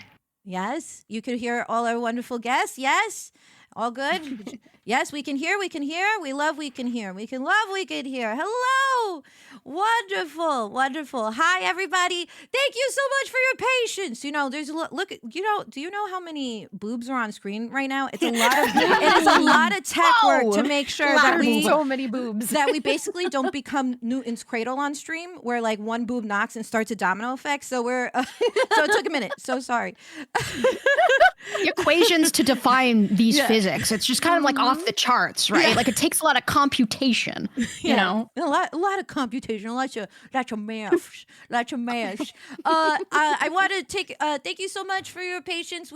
I want to introduce these lovely VTubers who are taking time out of their day to come be a part of this charity event. This is lovingly, we call people with endometriosis endo warriors, because every day is a fight, and I think that it's really cool that they're amazing content creators and streamers and VTubers, and they make you happy. And so it's nice to hear about their stories and what they're doing in the process behind the scenes and what they have to navigate. So I'm going to let them all introduce themselves, and they're going to be sharing their stories. So please be respectful. Also, it's amazing that we're at, what is it? Is it 23 now? 2320? Am I reading that number correctly? 2320? Hell yeah! Oh so my goodness. Let's go. Hell yeah. We'll start with Ginger all the way at the end. So please say your name, where people can find you, and tell us, and then we're going to get into the story. So Ginger, take it away. My name is Ginger Snap Series, and I'm a great. Sorry. I'm a variety My name is Cyrus or Sire Ginger or Gin, and I do stuff. You can find me at twitch.tv/GingerSnapSeries. I'm a variety streamer. I'm a half siren and a half human VTuber, and I do a lot of things. I like Soulsborne games, and I sing a lot. Hello. Amazing. Estrella? My name is Estrella Laritas. I am a bad VTuber. I do ASMR and variety streaming. You can find me on Twitch and Twitter. At wherever she put it. Yeah. My name is the same across all platforms. Bye. Hell yeah. So cute. My name is Pom or Pomato. I'm a Canadian sci-fi VTuber. I play mostly sci-fi RPGs and RPG type stuff. I also have a background in science. I just finished my master's degree in plant genetics. So I'm like, Congratulations. thank you. I am what happens when you take someone who was raised on the internet, derogatory, and then add in 10 years of like science background, which is a very interesting mix. But here we are. I'm happy to be here. Thank you for inviting me. And my name's in the stream together title thingy if you want. All of ours are, so you can click on it. You should click on all of our names, right? Yeah.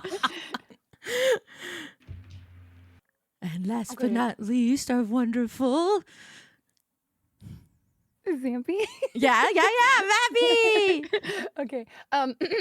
My name is Vampy. I'm a gothic vampire VTuber who does variety on Twitch and all other social media platforms. You can find me at Vampykins everywhere. I am not just a streamer, I'm also a screamer, which means I stream a lot of horror games. And I'm also a singer. I love to sing. And I sing mostly metal, goth metal, and sometimes occasionally I will sing some other genre of music. But yeah. So I love you already. Ginger over here like, will you marry me?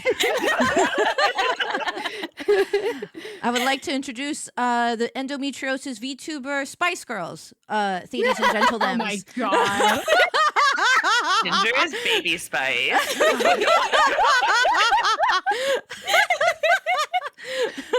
Oh, I love that. Thomas Sporty Spice. Hey yo. Wait, which one am I? We're like, which You're one? new. She's her own vibe. That's right. We're introducing it. Where's the caffeinated Spice Girl? I love that Spice I Girl. think She that's was all my of us. favorite. Yeah. Me drinking my Starbies. I'm on 200 milligrams of caffeine. Meanwhile, I'm sitting here with a tea latte, like, this is good for the day. You know, this is all I need. I self-medicate with caffeine for ADHD. Hell yeah. High five! Hell yeah! I'm just I really can't drink sensitive to caffeine. it. It's like, I wish how I old were could. you when you realized you drank caffeine because of ADHD? Yeah. The answer was grad school. I was like, I always like to say when I was a child, I learned about my favorite things through my mother, which was because, I breastfed. One boob was hot sauce and the other was coffee. And so I really refined my palate that way. So, everyone's different. Perfect. Everyone's Well, there you journey, go. Thank you all for coming today. I really appreciate it. I especially appreciate, I know you're being so open today about your personal journeys with endometriosis. And so I would love for each of you to kind of tell us your story about navigating your journey. And because I always like, endometriosis is obviously something that is so different per person who has it, and the experience is so different. So I'm really, I'm very grateful and also very interested in terms of how each of your stories differ from one another. We're all uterously connected through our pain and Yes. suffering, but we'll love to hear how. So Ginger, if you don't mind taking it away once again, and starting with you and your story. Okay. So I around 20. Well, I've always had, and I'm sure everyone here can relate, but I've always had very painful periods. And I always thought for a while that it was normal because that's kind of what everyone tells you. And I grew up with just my dad, so I didn't really have my mom with me to navigate to try to figure out the whole thing. So sometimes I would like call out of school. I couldn't go. Sometimes I had to get picked up because it was just really bad. But generally speaking, I could go about my life relatively well. It actually wasn't until maybe like 2015 is when I started noticing pain outside of my cycle. And it was every so often, like, it would happen, and I'd have like over the counters with me to kind of mitigate the pain. And I figured it was just something weird, and I'll go to my doctor. My doctor said I was fine. So I was just like, okay, I guess maybe this is normal too. So I went about that for a while, and then it started getting worse, and the mid-month pains were getting worse around 2016, and I went back to the doctor where they said I had endometriosis. And they recommended a surgeon and endo specialist almost immediately. In which case, up until the time when I decided to have it, I was on the pill, the Depo shot, and they did kind of help, but also caused like significant like weight gain and mood swings, and just it was helping kind of, but it wasn't exactly the best thing in the world. And then in 2017, it was getting much more severe with the middle month pain. My periods were almost completely debilitating. I had to call out for flares at work. I got FMLA through my job because it was just getting so bad that I decided that I should probably get my surgery. So I got my surgery, and they didn't find anything. And I had already been in pain a lot for like 3 years by this point. So like I went into I guess trigger warning. I went into a bit of a depressive episode a bit because I just wanted it to end, and I didn't know what was wrong with me. They started treating me for interstitial cystitis, and I was getting bladder installations, which were not helping. I was getting Oh my god. I got sent to pain management, and they put me on a bunch of nerve medication thinking that it was my nerves. and they put me on something that made me hallucinate. It was an antidepressant, which also didn't work. Oh no. Oh my god. They ended up giving me. Oh wow. It's okay, honey. It's okay. It's okay. It's okay. You got this, baby. They gave me a shot in my vaginal walls in each side, thinking that it was my pudendal nerve, which didn't. It helped me for about half an hour before it wore off, so that also didn't work.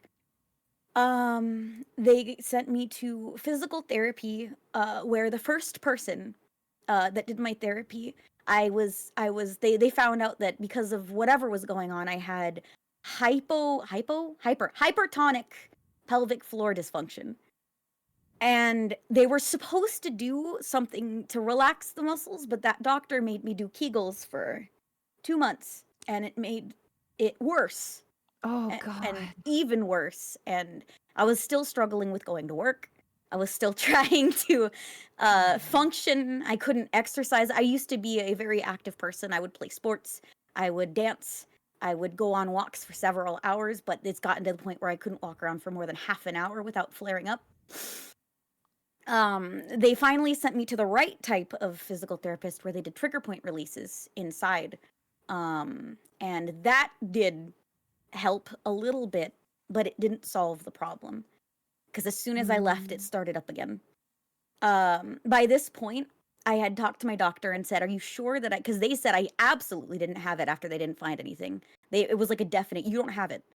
And I told her, like, are you sure? Like, I heard about this thing called adenomyosis. Like, is that maybe possible? And she said, "No, you're too young."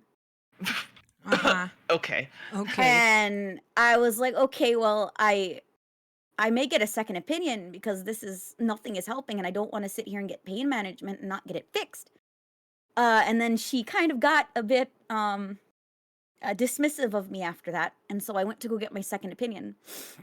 And they all thought I had endo. I went there, they're like, "You have all the symptoms of endo," and by then it'd been 2019, so it had been 4 or 5 years since my symptoms started. And so we went there, we did all the stuff. They said, "Yeah, it's definitely, I mean, I think it's endo, like, we got to get this surgery done." And then COVID hit. Oh Right. god. Yeah. And so I couldn't go to the doctor, and I couldn't get my surgery. Oh no. And then so that happened. I couldn't get my surgery, and then Wow. so that was 2020. I started VTubing at the end of that year. My job ended up going work from home, which helped. If I ever had flares, I could just lay down during my break, and it helped a bit more. But like the daily pain, now I was in some form of pain every day. Oh my god, that's crazy. And so after that, my I'm so sorry you physical had to go it's through just that. okay. My physical location shut down, and 6 months later I lost my job, so I had no health insurance, so I couldn't go to the doctor. Oh, baby. I keep I wanna forgetting give you that's a a thing. hug. So, like, I'm Canadian, so I keep Yeah. forgetting that you guys have to worry about health insurance as well. Our health insurance is so awful. bad. It's so bad. So bad. And then like I was like living off of CBD gummies at this point, and like painkillers. And I basically just lived my life in pain till 2024, where after a successful subathon the previous year, I got insurance because of my wonderful community that I will always be grateful to. I Hell got yes. health insurance. They got my surgery done. They found all of the stuff. They put me on a new medication to try to help the pain until my surgery. And actually, I have a funny story about that. My doctor was like, I had this nurse that was like, "Okay, I know you can't afford this like expensive birth control, so I'm just gonna." And she goes in, grabs a big like armful, stuffs it under her shirt, and goes, "Here, take all the samples. Just this will get you through into your surgery." Oh, Hell yeah. goodness. And so we had the surgery. I got it done in March of last year, and they found small endopapules all over my uterus, my abdominal walls, They found my fallopian tube had been fused with my abdominal wall with scar tissue. Oh goodness. And they had to separate it. I had small adhesions on my uterus, my ovaries, my abdominal walls. I had a cyst on my ovary that they needed to remove, and I had a few small fibroids in my uterus. And they found evidence of not just endometriosis, but adenomyosis as well. Oh my God, So- twins, same Yep. bestie, same bestie. Yeah, yeah. But after that, I was much better, and I've been able to finally go on like 2-hour walks now. And I've been able to move around, and I've been able to on my periods, I don't get stuck in bed for 3 days or 4 great. days. I can actually move around and do stuff. So glad that you got the yeah. treatment. Oh my Yeah. goodness. That's Yeah. awful that you had to go for so many years Yeah. through that pain. That I know exactly what you mean. Oh my Mhm. god. It was hard, but I'm so glad that it's better now. Yeah. That's so good. I'm so glad. I'm Oh so my sorry. goodness. I'm Yeah. so sorry that was your journey. That it was just Career like is an understatement for this girl. yeah, I mean, yeah, I think it's wild that you had a medical professional say regard, and this just points to like ignorance regarding like uterine health diseases and conditions like in general, but when they were like, you're too young to have this, knowing that there are literally people in their teens who have all of this, and Yeah. it's just so crazy that somebody sat there and said you're too young to have certain conditions, and it's like that's not true. Well, It's it like, doesn't make that's sense literally because not from what true. I understand, and I might be wrong, the research might be a little different now, but they pretty much believe that you're born with this, right? Yeah, they found it on embryos. Yeah, it's my God. tissue that forms in the wrong place when you're a baby, right? This is something you have from birth. It's not something that they think you develop. From the womb. So you are, yeah, you are literally never too young to have this. It's just that it doesn't start bleeding and shedding Yeah, until you puberty. have your first period, and then you get all the scar tissue and stuff, right? But yeah, it's if someone ever tells you you're too young, that doctor's leave. whack. So Doctor's whack. whack. Yeah. 100%. So whack. Thank you so much, Ginger. Thank you so much. Yeah. And of course, like obviously this is like a really sensitive like moment. So if you need to take a moment, please know that you can absolutely take a moment. This is like, it's very very vulnerable. I think it's once again, thank you so much, every single one of you, for being open and vulnerable about your story, because I think hearing that, I think makes people just so aware of just how debilitating this is, because it's like, what is this thing? And then it's like, I think somebody had said it in chat, like, Ginger, you showed up for your community and they paid that back in spades in terms of like, we love you so much. Of course, we're going to make sure you get the care you need. And so I think like that's so important. And so it's, just thank you very much. And, every single point of view, and thank you, Ginger. Estrella, if you want to share your story, I'll let you take it away as well. So I feel like, and I'm not saying this in the sense of like, it was easy. I'm saying this in the sense that I was very privileged. I was an incredibly privileged endometriosis patient in the sense that I had Ginger and I had Faith in my life. Because I grew up with no issues whatsoever. Nothing like was wrong with my periods. I barely got cramps. They were like clockwork. Everything was functioning properly. Everything was perfect. And so I was like, okay, cool. Life moves on. I meet Ginger after I start VTubing. We become besties. I hear her story. I live through some of her story with her, as far as like supporting her as much as possible and making sure, like, because I mod for her too, so I'm making so sure her community is all taken care of. I'm all so that kind of sorry stuff. to interrupt. I'm gonna please continue telling your story. I am not shitting you. As I stood here, this is a little graphic, but I was just like, I feel a little uncomfortable and a little bit in pain, and I shit you not, I just got my period. So let me I shit you not. I shit you not. It literally just happened. Go do whatever you need to do. I'm just gonna step fine. away. Question Please, mark? please continue. Please continue. I'm gonna. I just literally. I'm just gonna take a moment to step away, but please continue sharing your story. I just literally need to Take care your of- so- time, Miss okay, Lala. It's but- okay. So you continue. I'm just gonna step off the I've screen. never for induced a today. period before. I feel powerful. Wow. That's crazy. I told you our uteruses are connected in so many ways. Oh my god. So please, I'll be right back. But please continue, Charlotte. Thank you so much. Please continue telling your story. So I met Ginger, supported her through her situation, and then the screen went black. Oh. Okay. Don't worry. It's okay. Yeah. So as far as that goes, I met her, supported her through her situation. Everything with me was still fine. I think I might have been getting, like, I got your stereotypical cramps of what you're supposed to get.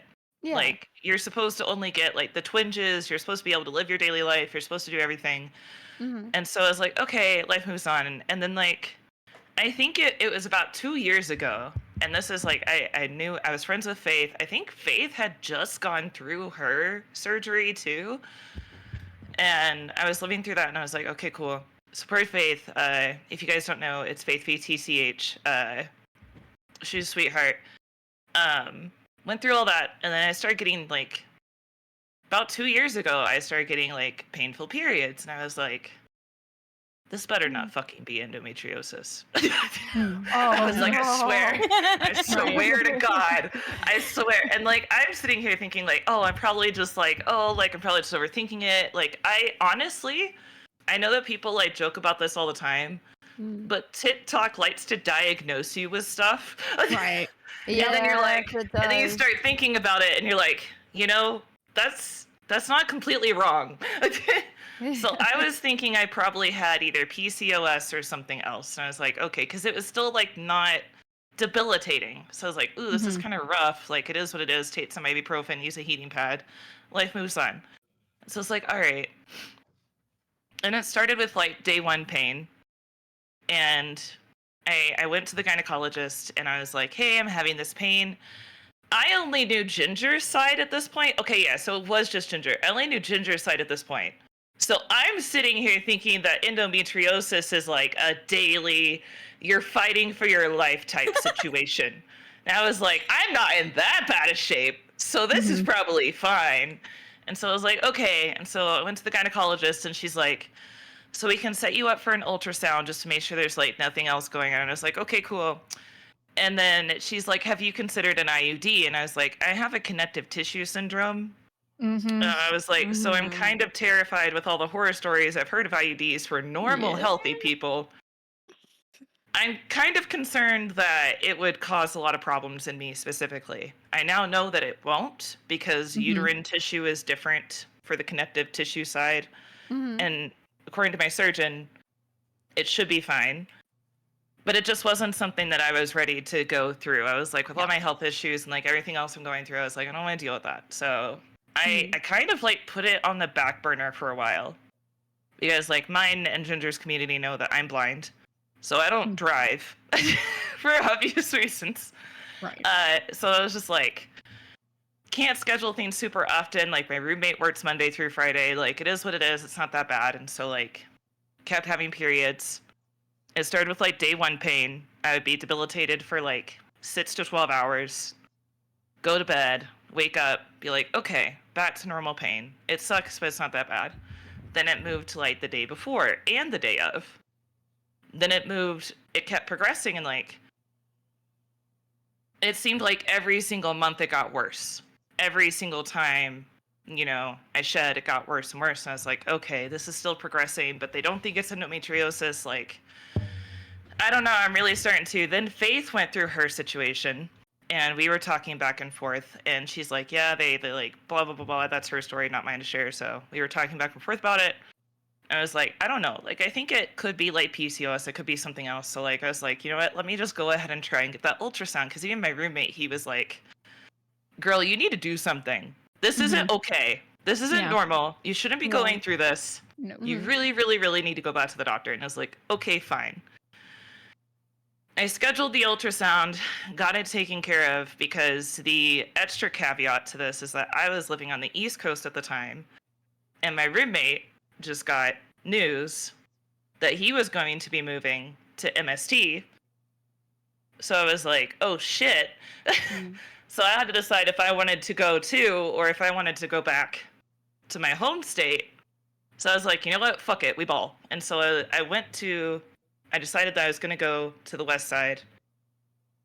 And I was like, but because the only surgeon we had on the north side was traveling between states, required an MRI. And I'm like, if mine isn't bad enough to show up on an MRI, is he just going to reject me and not see me because he required an MRI before he would even see you?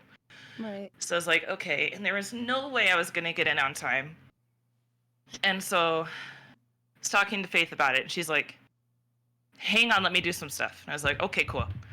She comes back and she's like, here's a surgeon in your area that you're going to. It wasn't because I was in the Nancy's Nook Facebook group. Yes. And Sorry. Yep. there's a lot of states where there's not a single surgeon listed. A lot of them are in the south, there's some in the west, and so it's like, shit, there's no surgeons, what am I gonna do? So Faith was like, I got you, girl. And she went to her group, found somebody, and she's like, here's a gynecologist. She performs the surgeries, go talk to her. And I was like, okay, cool. I set up an appointment. I saw her in October of last year. And at this point, I was at that point where like Ginger was saying, I could go to the grocery store, and 20 minutes into going to the grocery store, I would have to go the car because I just could not walk anymore. And so I was like, all right, this is starting to become a daily occurrence. This is starting to become a daily issue. Let's go through this gynecology visit and see what happens. And I go, and she's like, so I don't do surgery anymore. And I was like, no. She's like, but don't worry. My husband does. And I was like, oh, thank God. Yeah. So That's lucky. I was like, oh, thank God. And she's like, yeah. So I send all of my, like, before when I did surgery, she's like, I would send all of my, like, stage 4 and, like, weird cases to him. And she's like, there was, like, one person, I don't know what the weight was specifically that she told me, but she's like, I send somebody to him with, like, a 5-pound uterus. And he took care of everything. And I was like, oh, my God, that's amazing. Okay, cool. And so she's like, I'm not going to do a super invasive pelvic exam, but we're just going to see what's going on. So she does the pelvic exam. And she's like, so since your ultrasound came out perfectly clean and everything went well, if I had stayed in my East Coast state, they were just saying like birth control and IUDs. Because I talked to my gynecologist on the phone from there, and I was like, is there anything else it could be besides endo? Because I didn't want to start saying I have endometriosis unless I was confident. And so she's like, there's nothing else it could possibly be. Your periods are like clockwork, so it's not PCOS. You don't have any cysts. You don't have any of this. Like, there's nothing else it could be. And I was like, okay, thank you. That's all I needed. Got everything set up. She gave me the information, set up the appointment with the surgeon to get the consult. And 4 days before the consult, I had a general abdominal ultrasound because I've been dealing with a lot of other issues. And so they decided to do a uterine ultrasound. I don't know why. A lot of my male doctors were like, endometriosis, that's probably what it is. It's probably endo. And I was like, I don't think endo explains why my kidney issues are a problem and my stomach hurts, like right below my rib cage. And I was like, I don't think that explains any of that, but okay. And so they do the ultrasound, and the ultrasound tech is like, I should have told her no. I shouldn't have done the ultrasound, but she's like going around, she's like, your right ovary is like tucked behind your uterus. And I was like, is that normal? Or is that like part of the endo? Because I was thinking scar tissue probably pulled it back. And she's like, no, that just happens sometimes. And I was like, okay. And so she starts, and she's like, oh, look, she's like, good news though. And I was like, what? She's like, you don't have endometriosis. And I was like, what do you mean? Through an ultrasound? That's not how that works. Not so at all. like, she's like, your lining is perfect. Like, it's not too thick. I can measure it without any problems. And I was like, That's not endo. I was like, I don't think that's not how endometriosis works. I was like, the only thing I can think of you're thinking of is adenomyosis. And even then, I don't think it thickens the uterine lining. I don't know for sure on that one. Someone else might know better. But there is a condition that thickens the uterine lining, which can mimic endometriosis. And so, but it's not nearly as painful. It's just like it's painful during the shed in the spot that it's thick, and then life moves on. Yeah. So it's not nearly as bad from what I understand. I could be wrong, but it's a completely different condition. And so she was like, she's like, okay. And I was like, uh-huh. This whole ultrasound was just wacky. And so I was like, okay, I'm not taking this with a grain of salt. And so we go to my surgery consult, and he's like, oh, at the gynecology for the one that recommended me to the surgeon, she did find that I had like pelvic floor myalgia, because she like took her fingers and she like rubbed the side of my like uterus, and I was like, ow. And she's like, yeah, so you've got pelvic floor myalgia. And I was like, okay. Oh, no. She's like, you're going to need pelvic floor therapy after surgery. And I was like, okay. Oh, man. Which I've heard is like life-changing after one session. So I'm excited. I'm super hyped for that.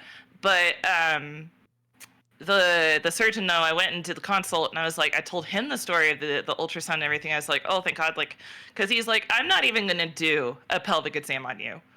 He's like, you've already been through enough. I needed like extra doses of pain medicine after she got done with me, because she dug for like minutes. Good. Trying to image my ovary. And she's like, see, it's just a problem. I was like, yep, it's, Oh, my God. And then she stopped. I went back to my room. I was like, okay, the worst is over. It's fine. And then I just started sobbing after like 20 minutes. And the nurse came in and he's like, you doing okay? And I was like, I'm at like an 8 right now. Oh, my goodness. And he's like, let me get you some meds. And I was like, thank you. And so I thought maybe it was just the abdominal thing. I was like, now that I know it was endo, I was like, she really screwed me up, because like I could pinpoint where my endo was. It was like the very top center of my uterus. Every cycle, that's where it would hurt the most. And then anytime somebody went over it with ultrasound, or anytime somebody went over it with pressure, I knew exactly where it was. And so I was like, okay, pretty sure it's endo because it never moves. Yeah. And went to the surgery consult, told him about that, and he's like, everybody wants to be a primary or a physician. And I was like, oh, thank God, he's on my side. Yeah. But he like breaks it down, and he's like, there's one or two ways the surgery is going to go. Either we're going to get in there. I did the robotic laparoscopy, which Ginger also did too, I think, right? Yep. Yeah. I did the robotic laparoscopy, and because they can see like 200 magnification, and they can find everything. They can look through all your abdominal and everything. And so he's like, we're either going to be in there for 10 minutes. If we don't find anything, and then we go from there, we'll wake you up, we'll send you home, and then we'll figure out the next steps. Or we find something, and it can be, for me personally, I think he said it could be like a few hours. And I was like, okay, cool. And we discussed fertility options beforehand, because he's like, what's your opinions on fertility? And I was like, I personally, because of my connective tissue syndrome, I can't morally have children, because I would feel bad putting a child through what I went through with my blindness and everything. So he's like, okay, cool. We discussed it. He took all the notes. He made sure he was on the same page. And so he gets like into the surgery, and I think my roommate said that it was like an hour in. And he called him and he's like, hey, she's doing great. But she does have endo. And we just need a second verification of consent, because what we want to do is remove her tubes completely, so that it saves you from getting cancer in the future with all of the health issues. Because I also went into anaphylaxis a week before the surgery, Oh, my goodness. to the medication that they prescribed me for pain management after the surgery. Right. Oh, my God. He's like, I'm going to give you a big bottle so you can start taking it now. And I was like, okay, cool. I get home, take it. And then within like 30 minutes, I'm like, we got to go to the ER. Oh, So- my goodness. He's like, oh God. And so I was like, yeah, the ER told me not to take any NSAIDs, so ibuprofen, any of that stuff. I had to take Tylenol. And then as a precaution for the anaphylaxis, and because, opioid crisis, I got this really fun contraption that I had to carry around with me for like 3 to 7 days. It's what they call like a lidocaine catheter. Oh. So it's a tube that goes into your stomach area, or like below your belly button. It's a tube that goes down towards your uterus, and it's a constant drip of lidocaine. God damn. And so I'm like, rough. I hate this thing. I hated it. I wanted it gone so fast. And so I was just like, ugh. And so I went through that. He told me afterwards I had like I was on the border of stage 2. I had just barely enough for stage 2. Took out my tubes, all that kind of stuff. He checked in on me. And my recovery wasn't awful. I unfortunately was on my period during surgery though.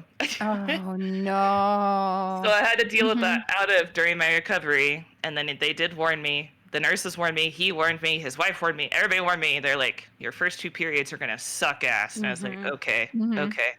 Yeah, that's I had my second, quote unquote, second and a half, I guess, period. I thought I was gonna die. I was like, oh, this is rough. And even my roommate looked at me and he's like, I thought we were done with this. And I was like, no, remember they told us the first 2 are gonna suck. So I was like, okay. And I'm still waiting on the second.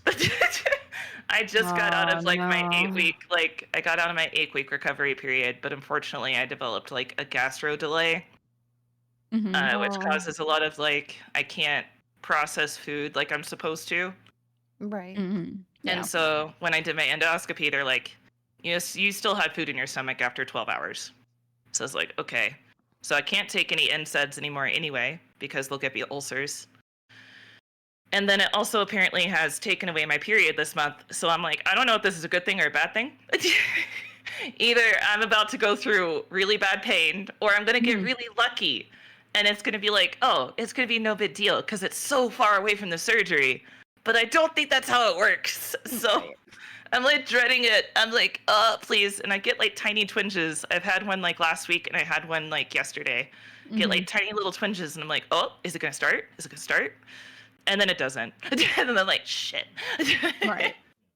So I say I'm privileged in the sense that I had Faith and Ginger to guide me through all of this. Ginger helped me a lot with like treatment and pain because she went through like 10 years of this bullshit. And Faith helped me find the surgeon and everything else that was going well. And so I was like, okay, cool. I had a really good support group who knew what the hell they were talking about. Yeah. And Faith is a baddie. She's a badass. Yeah. If you tell her a story and she's like, you need to get a second opinion, you need to talk to somebody else, you need to do this. And I was like, okay, cool. So, and so she was such a badass and she helped me through a lot of this. And Ginger helped me through a lot of the symptoms and the issues. And I am now on the other side and we are crossing our fingers and hoping that I have a moderately good recovery. I also have pictures of my uterus, which is interesting. I know like sometimes you can like ask for it.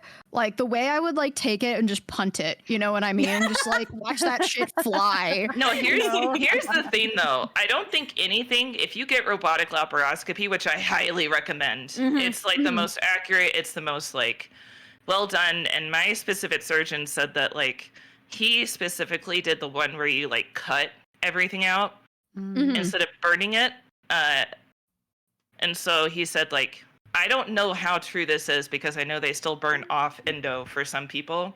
But he said that he found that cutting was more, was the better option. Yeah. He said it was the better option because burning it off didn't seem to be, he said outdated. I don't know if it is or not, but he said it's a little bit outdated and he prefers to cut everything. It could be personal preference, but he found that's most successful for him personally. Yeah. So it's like, okay, cool. But nothing will infuriate you more than when you get those images back and you look at them and realize how tiny those little bitches are. Yep. And you look at them and you're like, that's what was fucking me up so bad? Yeah. Like, what do you mean?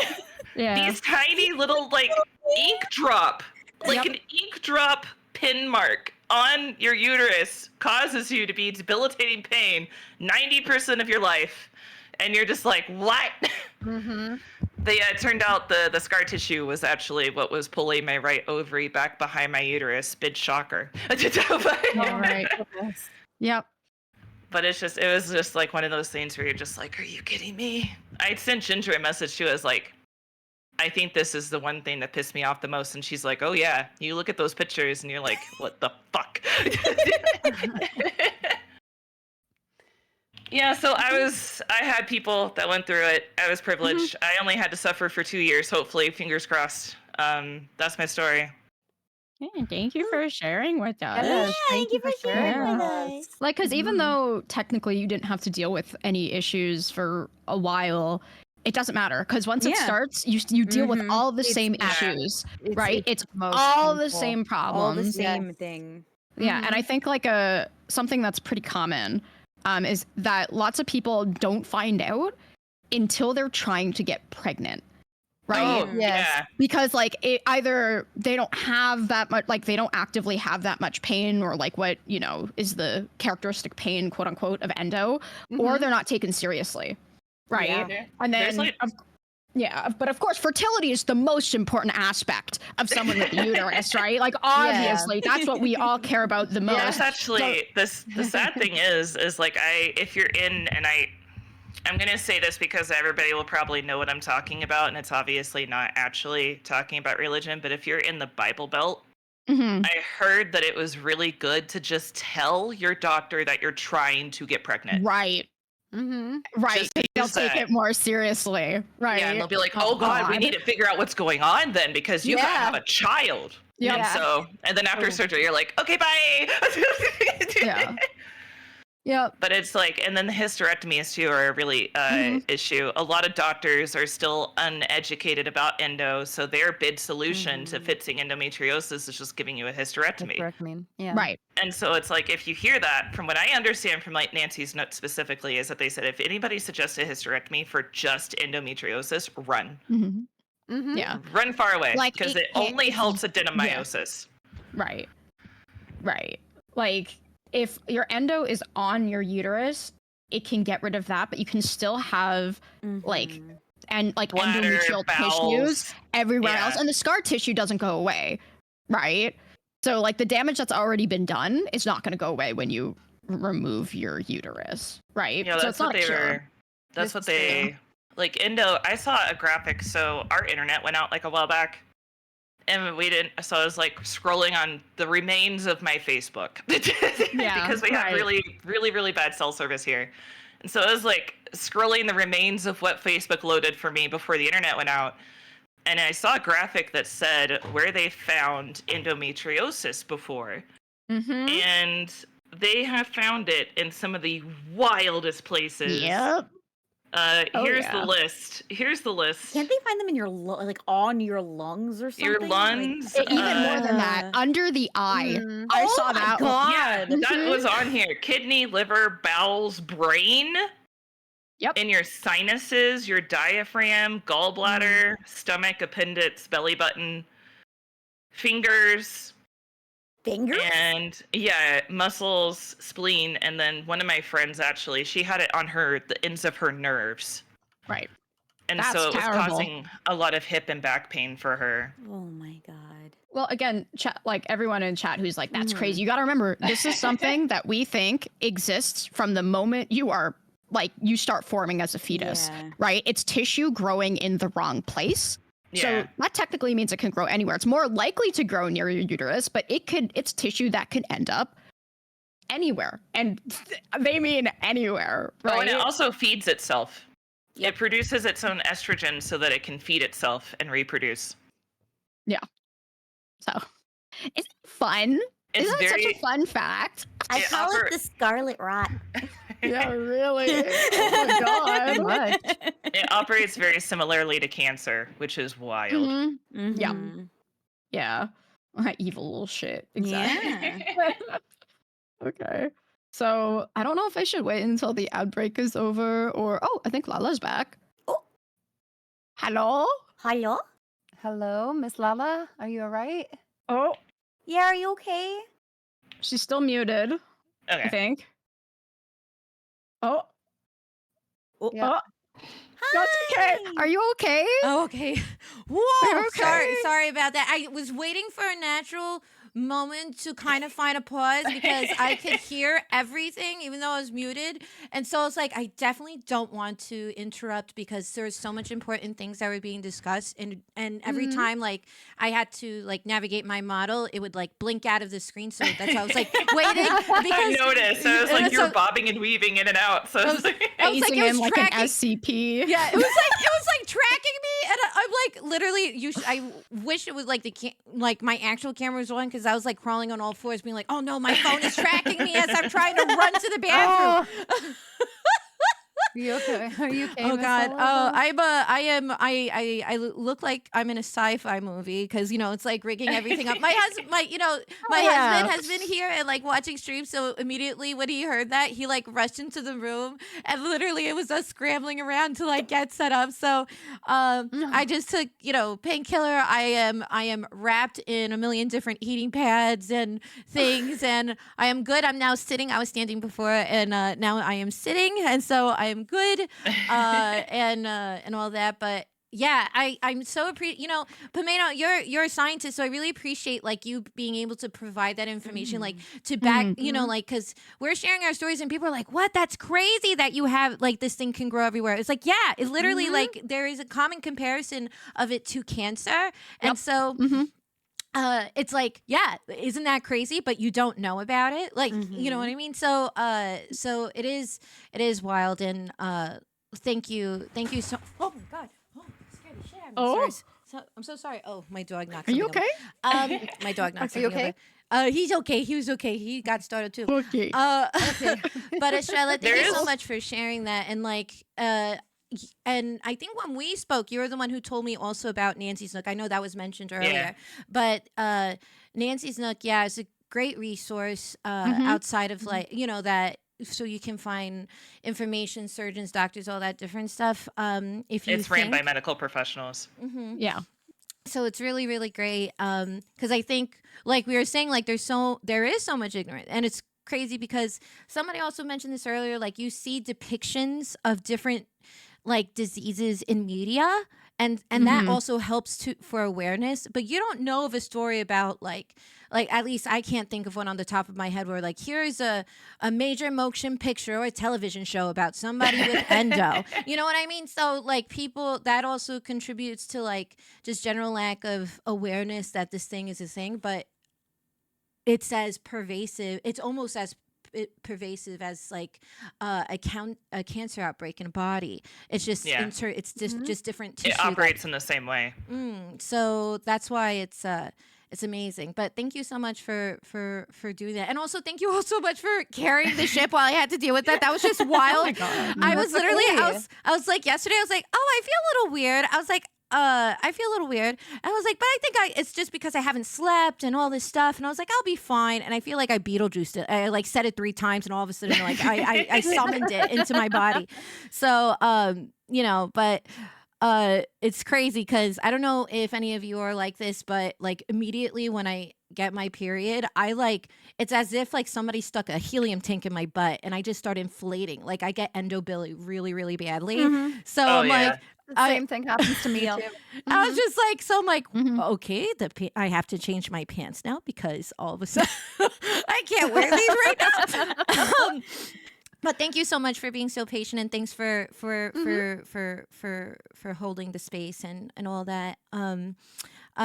Pomato. Yeah. What's your story? What's your journey? So I, in some ways, again, not really lucky because I have this in the first place, but I had some aspects in my own journey that I was super lucky for.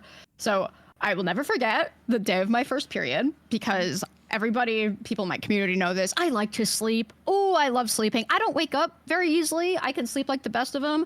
And I think I was in like 7th or 8th. I think I was in 7th grade. And I woke up at 6 a.m. without an alarm. And it's like, why did that happen? Oh, because I hurt.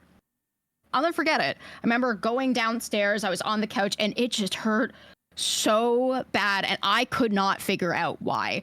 It hurt so bad and I looked so bad that when my parents eventually found me, they thought that it was me developing Crohn's and colitis. that runs in my family. It was not that.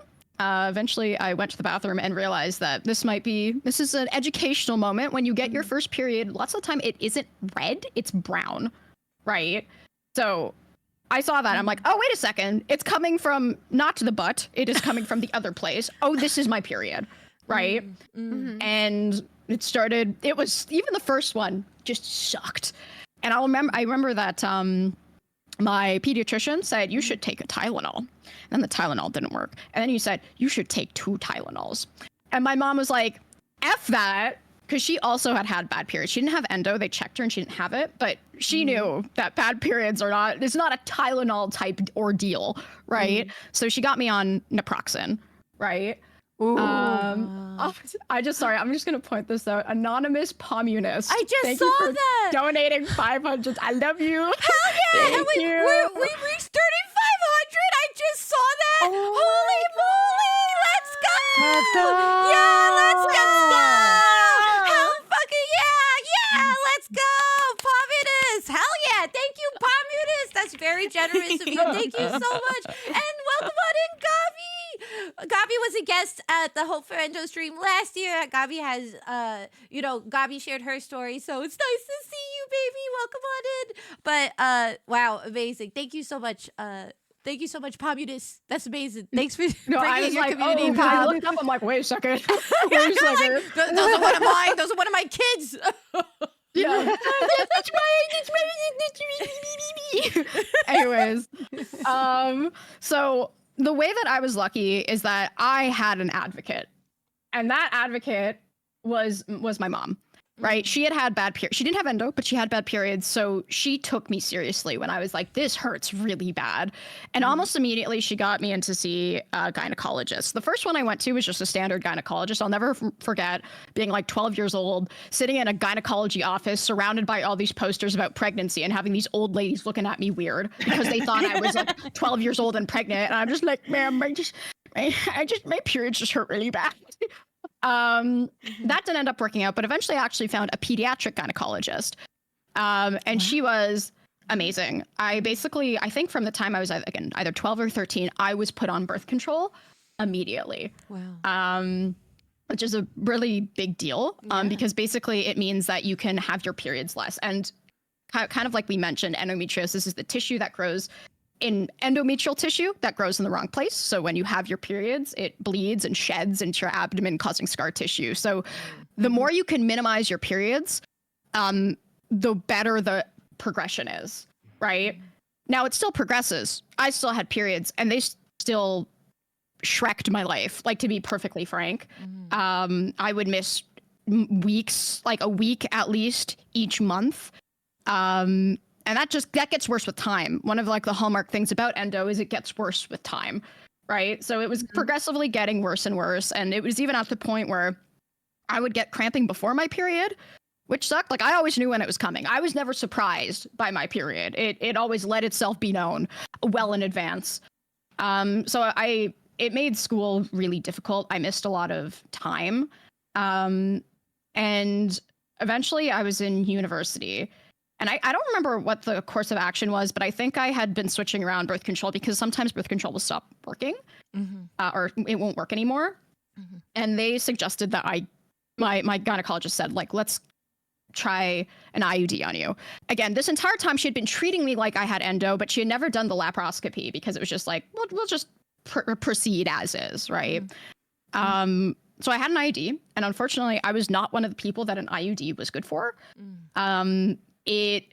Instead of having pain once a week or maybe a week and a half, I had low grade pain all the time, like all the time. And it sent me into a depression. This was either it's like second, third year university. And remember how you were talking about like getting self-diagnosed online? I remember lying in bed. I had like woken up hella late. I felt awful and lethargic, and I saw a fucking BuzzFeed video. Pardon the F-bomb. I saw a BuzzFeed video about what it's like to be depressed, and I watched that, and I'm like, oh. Oh, no. Just like me, for real. I was like, I think I might be depressed. So I was treated for depression, but this entire time, now I know in retrospect, it was because of low-grade chronic pain, right? And that wasn't dealt with, so my depression never went away. So eventually, I remember I was just having a really bad time, and I was still kind of managing to make it work with school. I had gotten accommodations for dysmenorrhea, which is just painful periods, which I was really lucky for, and that helped me get through a little bit. I think I had to drop like my second year of university, I had to drop that, and then I came back.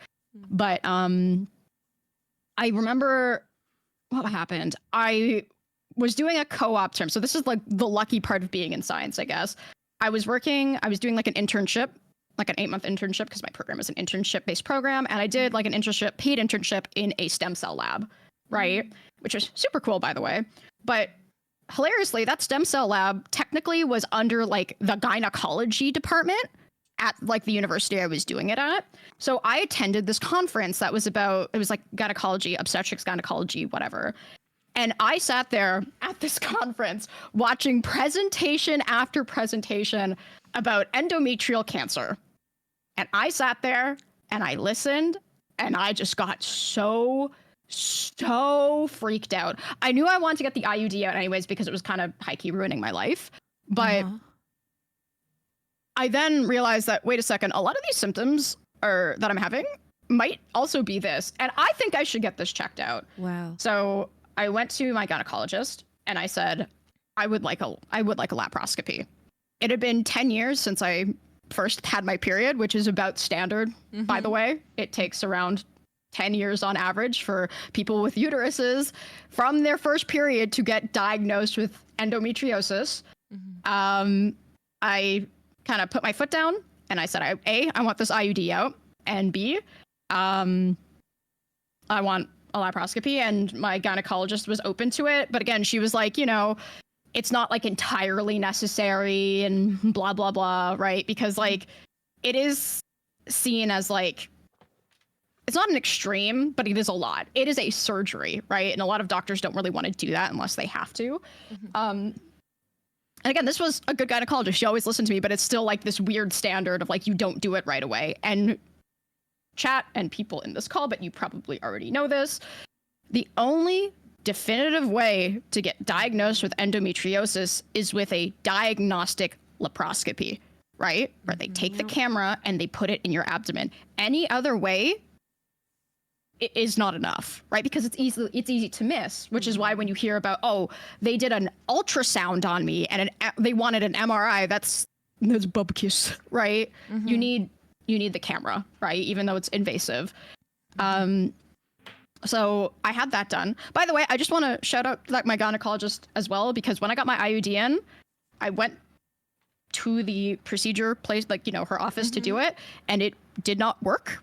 Let me just put it super clearly, because putting an IUD in is kind of a significant affair, even though it's kind of minimized. So I actually was put under to get my IUD in, which I will always thank her for, because I know now that a lot of gynos won't do that. They'll just push, right? So I went in, got my laparoscopy, and I remember them telling me that it would probably take I'd be under for like, I don't know, an hour, and if they didn't find anything, I'd have one incision, and if they found, or two incisions, and if they found more, I'd have more incisions. I remember waking up and looking down at my abdomen and seeing 4 incisions. And I asked how long I'd been out for, and they said, I think it was like 4 hours, and I knew. And I remember, I remember crying, because even though I knew for the longest time that something wasn't right, you're validated, right? For the first time, it's like, I wasn't crazy. I wasn't making a big deal out of this thing. And that I felt hasn't ruined my life per se, but has significantly altered the course of my life, right? Like I lost friendships because I couldn't be at school the amount I wanted to be. Like I missed so much time. I've lost out on opportunities because, when you miss a week out of each month, that's a lot of time. Yeah. Right? It's a lot of time, and a lot of people lose out on like school opportunities and job opportunities. You know how hard it is to keep down a job when like you have to be like, actually, I'm not gonna be around for like one week out of the month, and if I am here, I'm not gonna be functional, right? Yeah. But it was, even though I knew that something wasn't right, and I had my mom in my court that entire time, getting the diagnosis was so important to me, right? Because from that point forward, I could say what I had. I knew what I had, and people start taking you seriously, right? Yes. You can't have, like, my dad, for example, did not take me seriously the entire time. He always thought I was like making a big deal out of nothing.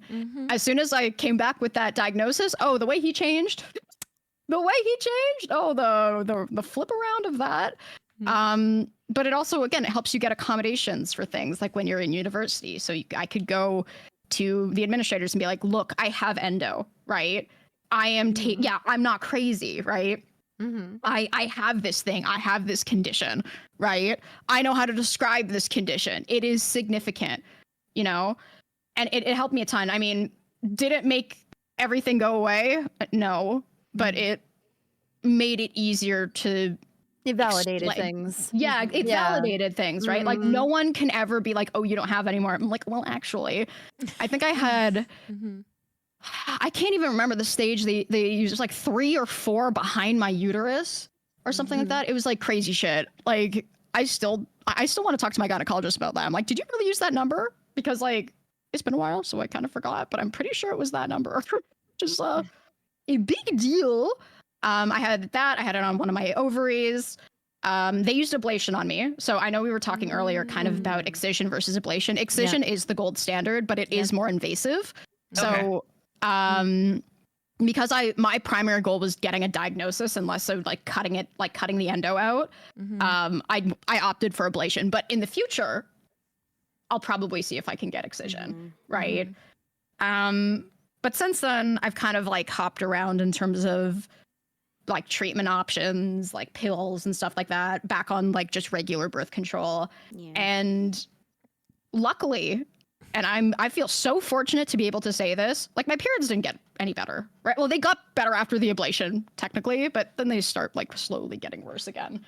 But I once again was in a situation where my birth control stopped working, and I went to my gynecologist and we kind of tried to figure out what to do. And she recommended that I get on the mini pill. So I had been on the combination estrogen progesterone pill.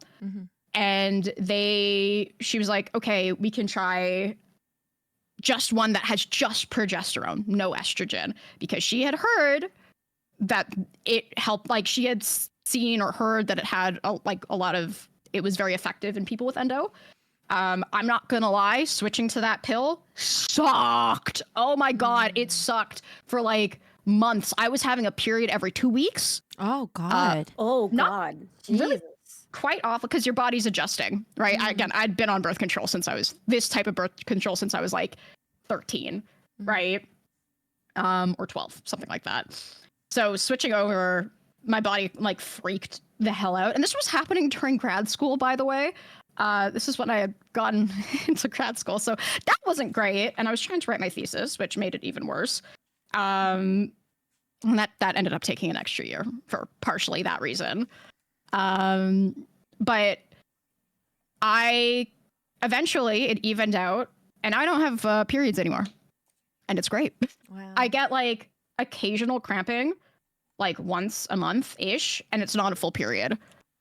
So I am really lucky that I can say I actually found a treatment that worked. Is it perfect? No, but it is probably the best spot I have been in a long time because I don't get my periods anymore. And if obviously each treatment journey is different for different people. What works for me is not going to work for someone else. Like some people have like a great time with the IUD, right? But if you are kind of not sure what to do and you're looking for treatment options, I would highly, highly recommend talking to your like healthcare provider about progesterone only birth control. Because there's other pills that will like put you into like a state of menopause. This isn't one of those, right? It's not that drastic. But it helped me out a ton. And the only reason I got on it is because my gynecologist was keeping up with the research, right? This is a newer pill. So yeah, that's my journey. Thank you so it much, was Tomato. Yeah, I mean, like it's a lot. I think it's a lot Right. for anyone that goes through it. Because I'm in science, I did like all the research I possibly can. There are like endometriosis subreddits and discords, and the Nancy's Nook Facebook page is an amazing resource. But I think it's atrocious that it takes so long for people to get diagnosed. I think that it's atrocious that horrible period pain is normalized and minimized. Yes. And I'm really happy to be here and helping raising money for endometriosis research, because I do believe it is a massive failing of modern research and modern medicine that we have not figured this out yet in like any capacity. So, yeah. It's I agree. I agree. That's why it's really important. I love that you can provide that perspective too, and that you personally are someone who is in the field of science and you're navigating it, and appreciate that, and also appreciate your community. That was very generous. The Communist. Thank you once again for your generosity. That was amazing. And then we finally have the lovely Vampy to share your story. Please, please guide us through your story with Endo. All right. So, for me, I've been battling it for a very long time. I'm probably one of the oldest VTubers on Twitch. So I'm just gonna, give you a little hint on how long I've been dealing with. So how I found out was after I started having my periods at the age of 14. And then I didn't have pain immediately. It did not show up at all. It was not there. And then as I got older, it got progressively worse. And when I was, sexually active, they decided, because I turned out to be pregnant at 16. I was a very naughty girl. I was interested, but I did get pregnant at 16, and after I had my first kid at 17, they had me go to a gynecologist because I was in so much pain after giving birth. We could not figure out what was going on. They put me on painkillers. They put me on hydrocodone. They put me on all kinds of different things just to, kind of shut me up. And I was not okay with it. I was actually like fighting them really hard. I was like, this is not normal pain. And even the hydrocodone is not. Like, I don't feel like it's good for me. I feel like it's affecting me in really negative ways. And it was. It turns out I was allergic to the pain medication. Wow. So I got very, very ill. And I had to go back and forth to the hospital. And then finally, they took me to a gynecologist. And the gynecologist was like, okay, let me take a look. And I was like, okay, I'm really worried. Well, what they did was, and I'm going to touch on a subject, Miss Lala. I hope I don't trigger anybody. It is a trigger warning. They found out, because they decided, okay, so we're gonna put you on the patch, the birth control patch, not the pills. So they gave me the patch, and I felt very, very ill after like a couple months of using the patch. And they did what was it? They did an ultrasound, and I was like, okay, what is this? Like I don't understand why we're doing ultrasound, because they did a pelvic exam and they said I found a mass in there. And I said, oh my God. I immediately, my heart like skipped a beat and it dropped. Jesus. And they were like, okay, so don't panic, but we're gonna check this out. They did tests and they found out that I had cervical cancer cells. Wow. And I was terrified. And so what they suggested, they said, It's not as extreme. It's not as aggressive as but the best thing that we can do is cryosurgery. If you've ever had cryosurgery, it is pain from periods 10,000 times worse. It is so painful. They gave me no pain medication during that process either. I was wide awake and they did that without pain medication. And I had cryosurgery. And cryosurgery, basically, they put nitrous in your uterus and they freeze the cells. And it was so painful. The cramps, I thought I was going to die. I literally told the doctor while I was on the table, I said, I'm going to die. And they're like, no, you're not going to die. And I said, this was so painful. And I screamed at them and they're like, all right, okay. So they had to stop, but they checked like a couple weeks later to check up on it. The cancer cells, they were no longer there. Let's So, go. Oh, okay. so we Yeah, did good get to- rid yeah. of them in time. That's However, amazing. I wanted to have a relationship with somebody. I was not able to conceive at all. And my periods were extremely, very painful. Like I was in bed, not moving. Mhm. So my new boyfriend, who is my husband, and we've been together for we've been married for 16 years and 18 plus years we've been together. So Oh, congratulations. thank you. Thank Mm. you. But he was like, this is not right. Why are you in so much pain? And I'm like, I don't know. And so we went to the doctor again. I saw a new gynecologist, and the gynecologist was like, I see. And I told him the situation that happened with the cryosurgery and the cervical cancer cells and, the birth control patch. They had to take me off the patch because I was allergic. Like anything, I'm so allergic to all medications. I can't take any, narcotics. I can't take anything that's inflammatory. I can't do ibuprofen. It's so stupid. I hate it. So I'm unmedicated. I can't do ADHD meds, which I would love to, but I can't. That's So a vibe. I literally I am trying to medicate myself in a way like patterns and things like that. But it's very difficult, especially being a content creator. But Yeah. yeah, so when I got with the other gynecologist, this the new one, he's like, all right, so I have a feeling. And I was like, you have a feeling? He's like, yes. I would like to schedule for surgery. And I was like, okay. That's when I found out that I had PCOS, polycystic ovary syndrome. Yeah. Girl, you and- got it all. yeah. So what happened was the first surgery, he went in there and he did the camera, the laparoscopy, I think that's what you guys called it, right? Is that what it's called? So the camera went in there and he saw it and immediately he was like, you have endometriosis. And I was like, oh no. And he was like, yeah, you have it and you also have PCOS. And so I found out that I had both things through the same surgery. And they call it a surgery because they do have to make an incision and put the camera inside your body. So Yeah. it is a surgery.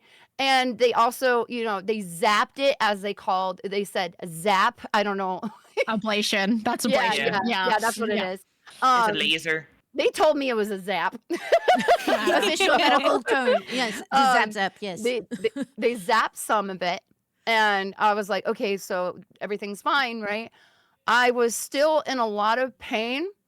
And because they removed the cysts on my ovaries and they were really large. Or no. They first drained that was the first surgery. They drained the cysts. And then I came back to them and I was like, okay, recovery is great, but I'm still in so much pain. So what they did was they surgically removed the cysts off my ovaries. And they're like, okay, I hate to break this to you, but this is a common thing when you have so many issues with your ovaries and your uterus and things like that. And I was like, what are you saying? We can't keep on giving you surgery each time that you have a cyst on your ovaries. And I was like, okay, so what do I do about the pain? And there's not much we can do about it. And I was like, what am I supposed to do? You know?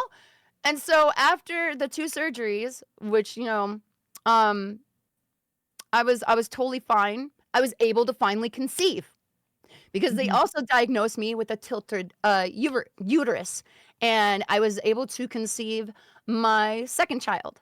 And I was worried because, like, having a child at the age of 16 or being pregnant at 16 really messes up your reproductive system, like real bad. That's why they strongly suggest to not have children so early. So, that's me. I'm the one who got my reproductive system really messed up. So, what happened was, after I had my first kid, I ended up with a uterus infection so bad that I was bedridden for 2 weeks. Wow. And I had to take the medication, do the antibiotics. I jumped through all the hoops and all that. And, and I got really sick, like really, really sick because the antibiotics themselves didn't exactly make me feel good either. And it messed up my digestive system on top of that. And so I was very sick for the vast majority of the time of, giving birth to my children and having them like at, their young age. So I was able to conceive again. However, my third kid, and I don't want to trigger anybody, so this is a trigger warning. I had a miscarriage. And I was really sad about it. I've never had a miscarriage, but it was extremely, extremely painful. And I really, really suggest that if you're a woman, go to your gynecologist. Don't mess around with that. Make sure that your ovaries and your uterus is in good condition before conceiving. Because if you don't do that, you are going to be in so much pain. You're going to be so sick. I'm telling you right now, don't mess around with that. Sorry, I don't mean to tear up. Oh my God. I'm sorry. Of No, course. it's I'm so okay. sorry, Vampy. That must have It's been like okay. I mean on top of everything. It's like on top of that it's just like nonstop. So, Of course, take It was take a it was moment, take a rough. moment. It's all good. You know. But I was able to conceive for the 4th time, and that was my son. And when I conceived him, I was in so much pain, and we could not figure out why. They kept on checking on my ovaries and my uterus and all that, and they're like, this is probably normal endometriosis pain along with pregnancy. And most people think that pregnancy is going to cure your endometriosis for a time. That is not the case. I Do was not told do that. not believe that. Do not Mhm. believe that. That is not the case. I was in so much pain. Like everybody just chopped it up to being like, "Oh, that's normal pregnancy pains, blah blah blah." No, I was in constant fear thinking that I was going to have another miscarriage. Oh, I'm so sorry, Vampy. It's okay. It was a really rough time. Yeah. But I'm strong. I'm strong. I've been through it, and I'm here to teach everybody that what Miss Lala is doing is extremely important. She's trying to raise awareness for this cause that is very extremely important. Don't mess around, okay? But with my 4th pregnancy, which was my son, um I thought nothing of it. Normal pregnancy pains, people were telling me that, and I was like, I'm just in so much pain. I can't wait to have this kid, right? And, and I was done. I was tapping out. And I even asked my midwife, and I was like, can we please induce pregnancy? I induce the birth. And I can't deal with the pain anymore. And they were like, yeah, you bounce on the ball, you walk and stuff. I cannot walk right now. I'm in so much pain. What are you talking about? Bounce on the ball. Like I was like, can we please schedule? And they're like, okay, if you can't handle it by this time, we'll induce. And I was like, okay. And there I was, I was like, nope, we're inducing. I don't care. I am in so much pain. I am not messing around. You are inducing me. I will fight you. and they induced me. And I had my son all naturally, no issues, no problems. And I did it without an epidural. I can't believe I did it without an epidural, but I Oh did it without my an epi. god. So Wow. I wanted to do it because I did it with my other 2 pregnancies, no epi at all. And I was like, I can do this. I can do this. And I did it with my son, and he was the most painful birth. Oh my God. I'm just saying, like, if you have kids, just be aware. It's rough, okay? But after I had him 6 months later, and I didn't know that I had this because we were in the process of looking for a home down where his parents were staying. And we were staying with his parents in order to find a house.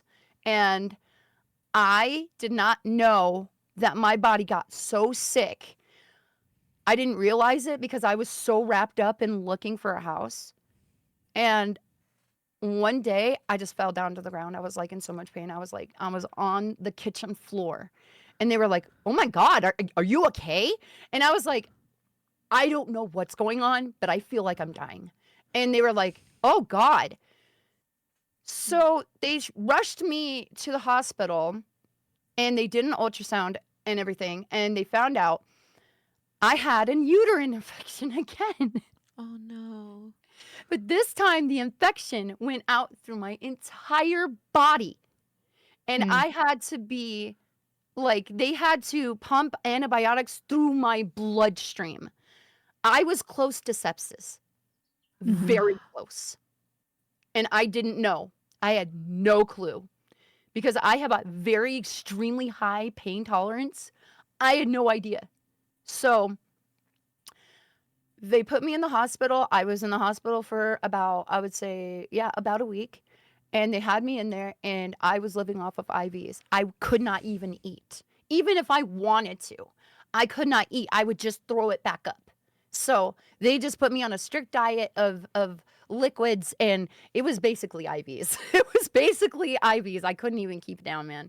And after I finally recovered from that, I went home, and I was like, something is wrong. I just looked straight at my husband's face, and I was like, something's wrong.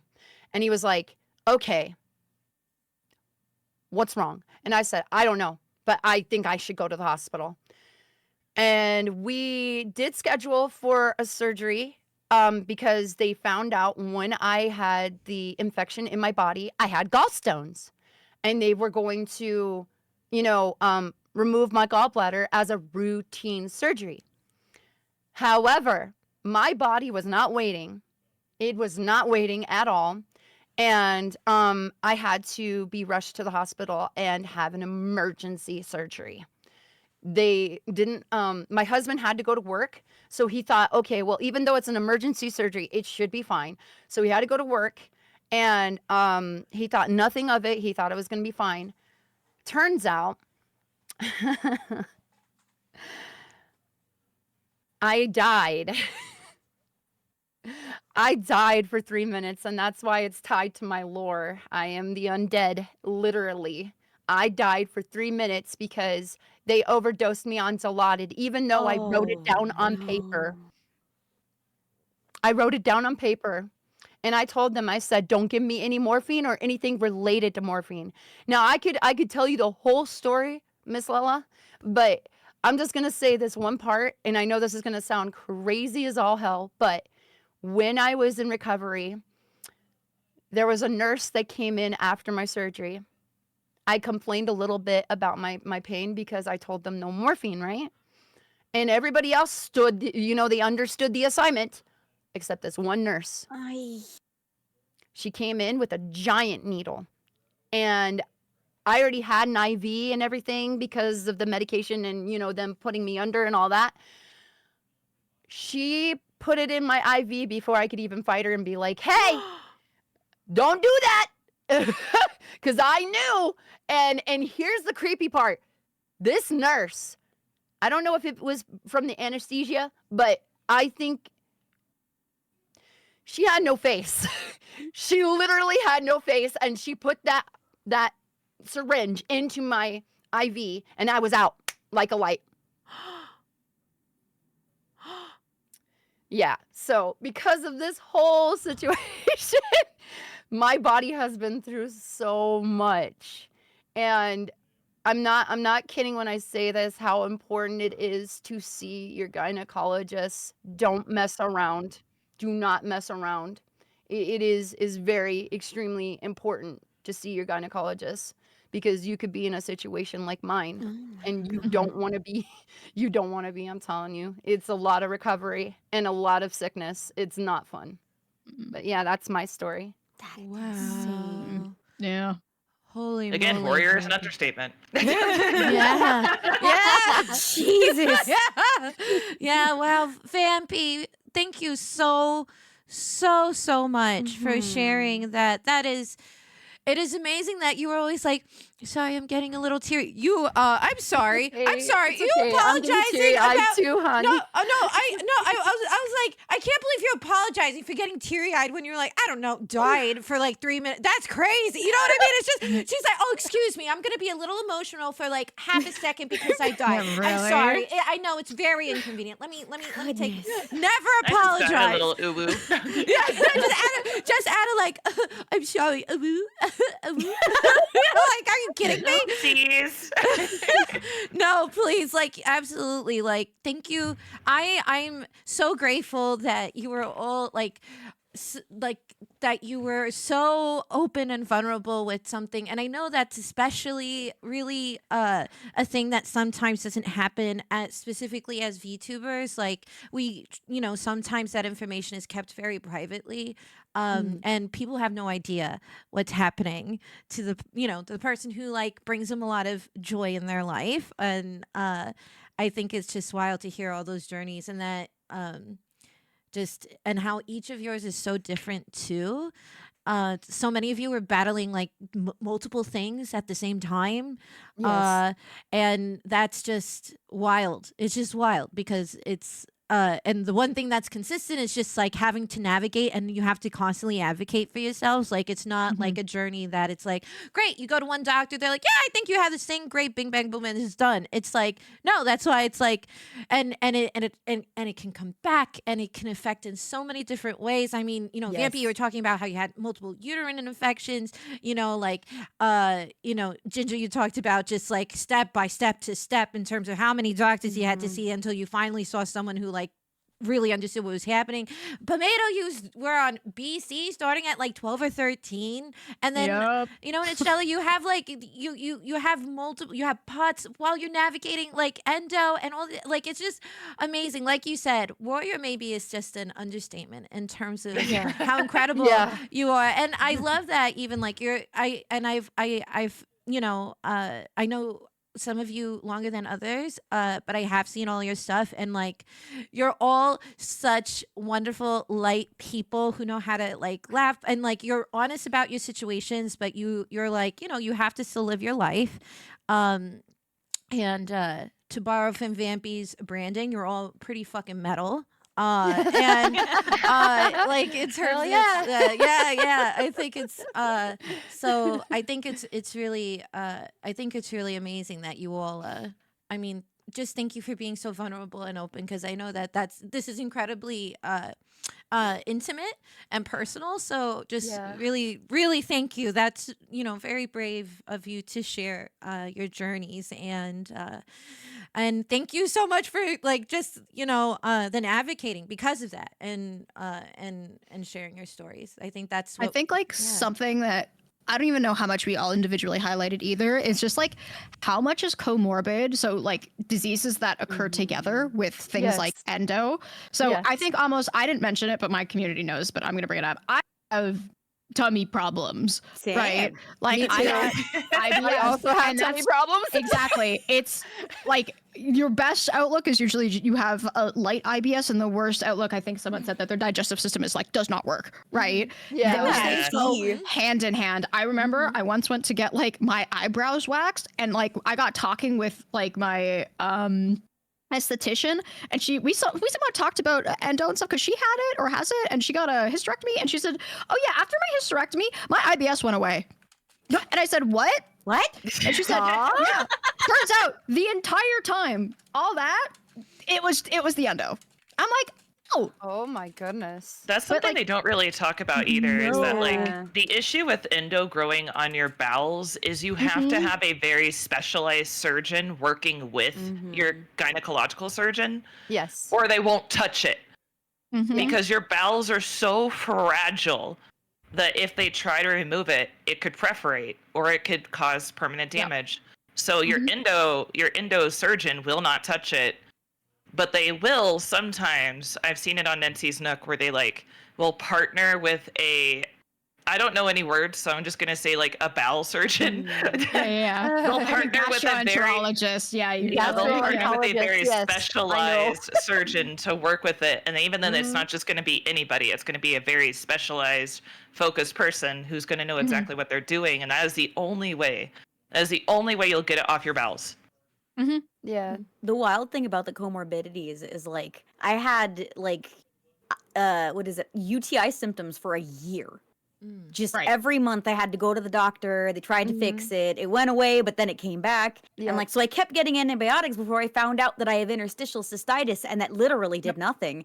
And it's also comorbid with endometriosis as well. So it's like pee problems, bowel problems. Yep. Which Yeah. is why my gynecologist, she can do the bladder scope herself because everything is so tied together. Because he's like, I'm going to try and call her and see what her schedule is. So like maybe she could be here on that day.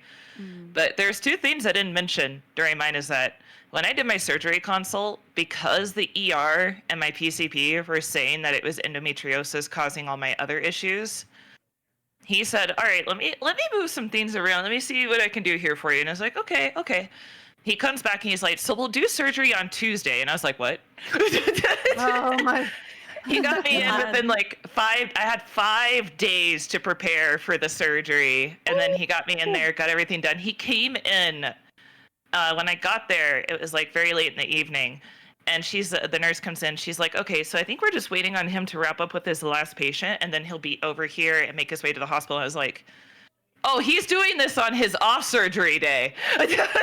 Oh wow. So he like Goddamn. technically came in on his day off, and I think like the final straw for me, like cycle wise, was I was sitting on the edge of the bed, and I started just sobbing because it felt like what I can only imagine like contractions would feel like, Yep. because it was coming in waves every so many minutes. It would just slam.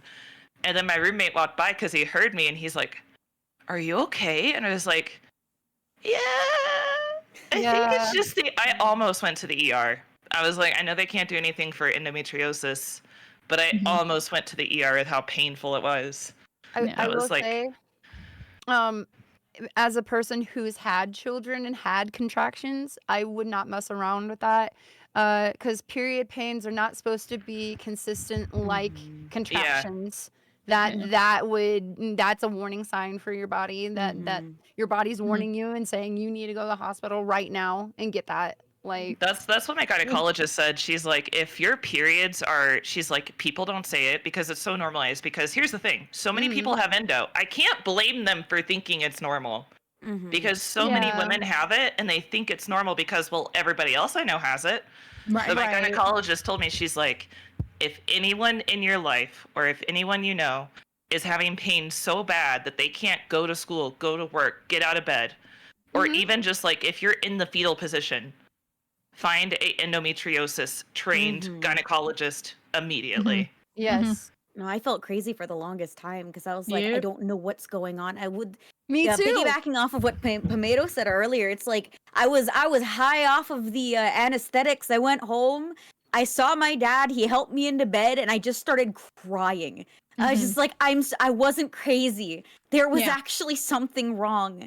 I didn't like the first time that they did the surgery, and I didn't get I got diagnosed, and that it wasn't there. I was a wreck before my second surgery because I was afraid they weren't gonna find something again, and that I was just gonna have to live like this forever. Yeah, they That's took the your most diagnosis terrifying. away on paper. Yeah, that's Like, the they were most like, yeah, you terrifying don't have it. outcome. Yeah, the most terrifying outcome of surgery like that is you come out of it and they say, you don't have this. And Yeah. it's like, Yeah. well, what? You mean I don't Right. have it? I'm so Yeah. glad that they like immediately told me right afterwards. They're like, "You had Yeah. endo. It lasted this Yep. long," and I was like, "Oh, thank God!" Like my nurses were like very on top of it because the doctor had to go. Yeah. He's like, "I have to go home." And I woke up, found the incisions on the bottom of my stomach, the two, and I'm like, oh my God, they actually found something They this found time. something. Yeah. Yeah. Well, like, when I got the IUD placed in, I've never had contractions, but they gave me that thing. They don't warn you about this. I got one of those pills that makes like your uterus dilate. That shit hurt. Oh my God. And no one warned me. I remember I was like in the like I was in the waiting room with my mom and I'm like, like grabbing her. I'm like, oh my God, like even the dilation does not feel good, man. And again, it's just like no Because your warning. body's not supposed to do that. When you're No. forcing your body to do that, your body's like rebelling against you. And it's like, excuse me, we're not supposed to be doing this. And Yeah, just like, really. Oh, go ahead. I was gonna say, just to address like the person in the chat is like, if you're okay with surgeries, if you're fine with anesthesia and you can handle it and you don't have any issues there, if they don't find anything, it's literally 10 minutes in, out, you're done. If it's robotic, you're great. Make sure you go through, like, if you don't want to just have a surgery just to find it, I specifically went with somebody that would look for it, remove it if it was found, and we discussed like their fertility options beforehand. But if it's affecting your life in a significant way, it's worth it. And again, it's like the pain. It's worth it. If It you're is just very getting like a much worth it. laparoscopy, it's the pain Yeah. is like it felt like after, and this is for me because I know with excision it's more involved, but Yeah. with like just the laparoscopy and the ablation, the recovery felt like I had just done like a really heavy ab day at the gym. Yeah. Right? Like it was comparatively to endo Wow. pain, it was nothing for me. Again, if you have excision, if you have other things going on, different Yeah. situation. So But like for me, it was like nothing. It was like, this is fine. I just It's want a- I just want to say something real quick. Since I'm assuming you lovely ladies are much younger than me, when I had to do it, it took much longer. It was a longer process. It took me much longer. It took me like 5 hours. And they did the camera, but it was not robotic. We did not have Yeah. robots back in the day. It was completely all hand camera, and they had to do everything by hand. So yeah, that was really rough because their movement is much different than a robot's, I'll tell you that. So nowadays, you guys should appreciate the Oh, yeah. technology that you Oh, have yeah. available for you and get it done. Don't mess around. If you feel like you have endometriosis, get that shit Yeah. taken care of. I'm Yeah, sorry, don't mean to curse, no, but I I'm know, very I passionate know. about that. Mine was Listen. robotic. I know Okay. that mine took, again, it was like either 3 or 4 hours, and it was long enough that it freaked my mom out because she was told it would take like an hour, and then it Yeah. took 3 times as long. So Yeah, when it she took a came in, she's like, couple hours, too. what It took me happened? 5 Yeah. hours, and 5 I hours was is a like, oh my lot. gosh. I think the Yeah. longest I heard of on Nancy's Nook was technically 24 hours, Oy. and it was divided over the course of like 2 separate surgeries. So one surgery, recovery, then another surgery. But they asked, they're like, what's the longest surgery like everybody's had? And some of the doctors weighed in, and it's anywhere from 12 to 24 hours. Not continuous, obviously, Yeah. but it took a lot to like 100% correct what some people had. And it's like, that's, imagine Rough. being under for 12 hours and then having to go through that recovery period, because you can only imagine where it was probably like all spread throughout their abdomen. And Yeah. The longer it takes, the longer recovery can be, for sure. Especially if you have like other things going on at the same time. Like you said that you had like both PCOS, Vampy, and Yeah, fucking endo, that's which is crazy. like that's Yeah. a oh you had like endo's the nuts. full uterine curse. yeah, really. Yeah. I hate to interrupt you, lovely ladies, and I really do appreciate talking with you guys, but I'm gonna have to go. Yeah. Because I have another prior engagement. But it was so nice hearing you guys' stories. Like honestly, I thought it was pretty amazing. And Miss Lala, thank you again for having me. I really course. appreciate it. Of course. Thank It you was so nice meeting much. you. Yes. Very nice meeting you, Feel free to add me. Hell yeah. I love friends. So first, Vampy, make sure to tell people where to find you. In Oh, terms of okay. where do people find you? And then additionally, Okay. ladies, Vampy was in charge of the YouTube studio, so Yeah. we We Sorry. can. I could load in individual models if people want to stay a I little can longer. do it if we you would want just me to. Or Yeah, I'm so everybody else can sorry. okay. host. I'm No, it's sorry. okay. no, We no, can. it's okay. This is Vamp- it's easy. Yeah, It Vampy. depends what if you have the time, Lala, because I know you have a schedule to Yeah. follow. So Yeah, just let me know. what we could do Um, is Vampy first. I want you to say your goodbyes and make sure that we all Yes. know where to find your fabulous self and listen to your music, all that wonderful things, where to catch your streams, and then we can talk about what to do next afterwards. Okay. Okay, so my name is Vampy. I'm a gothic vampire VTuber who does variety on Twitch, primarily a lot of horror. I love horror games a lot. I'm kind of obsessed. You can find me on Twitch. You can find me on all the socials. I'm on Insta, TikTok, YouTube, you name it. Also, I love to sing. I am a huge fan of singing metal. I like gothic metal primarily. And you can find me on all of the music platforms as well. So yeah. It was very nice being here. Thank you for having me. I really appreciate it. And I suppose I could tell you my schedule if you guys are curious. Yes, of course, please. Okay, okay. My schedule is Friday, Saturday, Sunday, and Monday, and those are the days that I stream in. I normally stream at 12 MST, Arizona Mountain Standard Time. And I do all kinds of things. I do a lot of community events. I like to do charities as well as Miss Lala. And I just love helping people. It's one of my passions in life. But yeah, MST gang. Yeah. yeah, let's go. There's Yay! not many of us, but we're here. Yeah.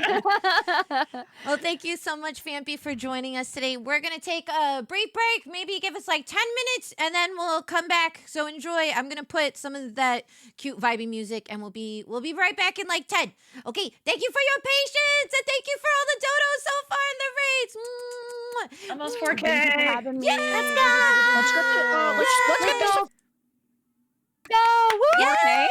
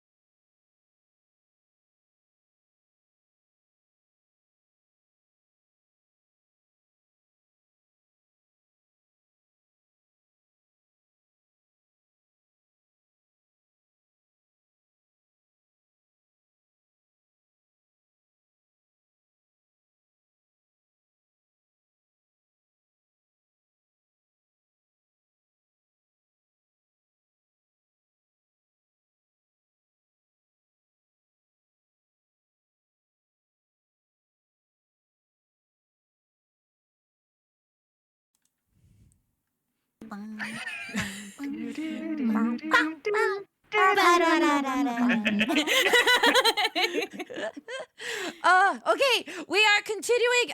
Thank you so much for your patience. We just had to do some stuff. If you are just tuning in, hello everybody. My name is Miss Lala. I'm a 1950s diner waitress VTuber serving up fun in the 21st century. I'm for one of Twitch's ambassadors, and today we are doing a charity event titled Hope for Endo, benefiting the Endometriosis Foundation of America. And so we've been sharing stories, personal stories. We had a speaker from Endo Found themselves.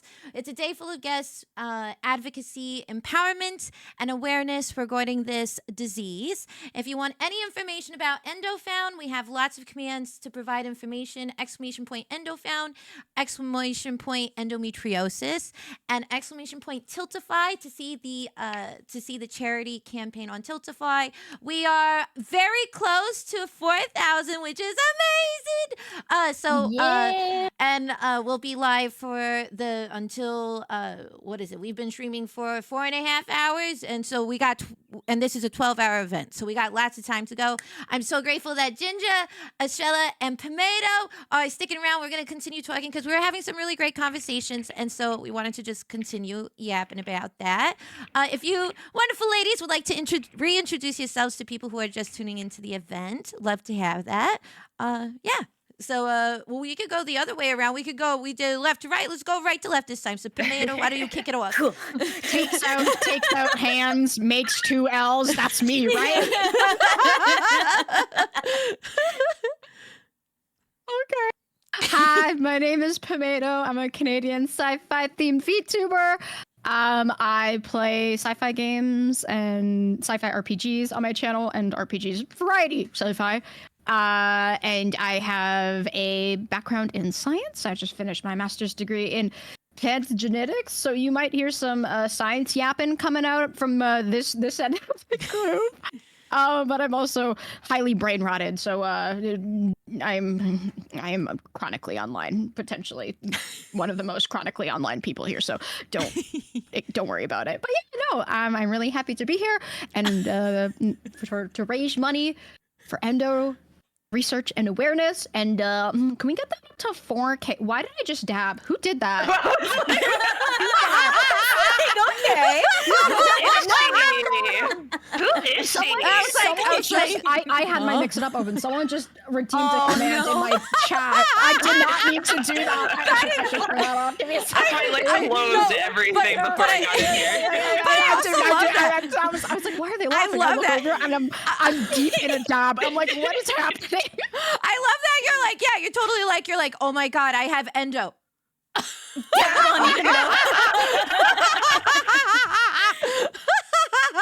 That's amazing. Dabs the endo away. Yeah. Really? Yes, that's the key to pain management. You don't know? She That's found the cure. No. Yeah, really?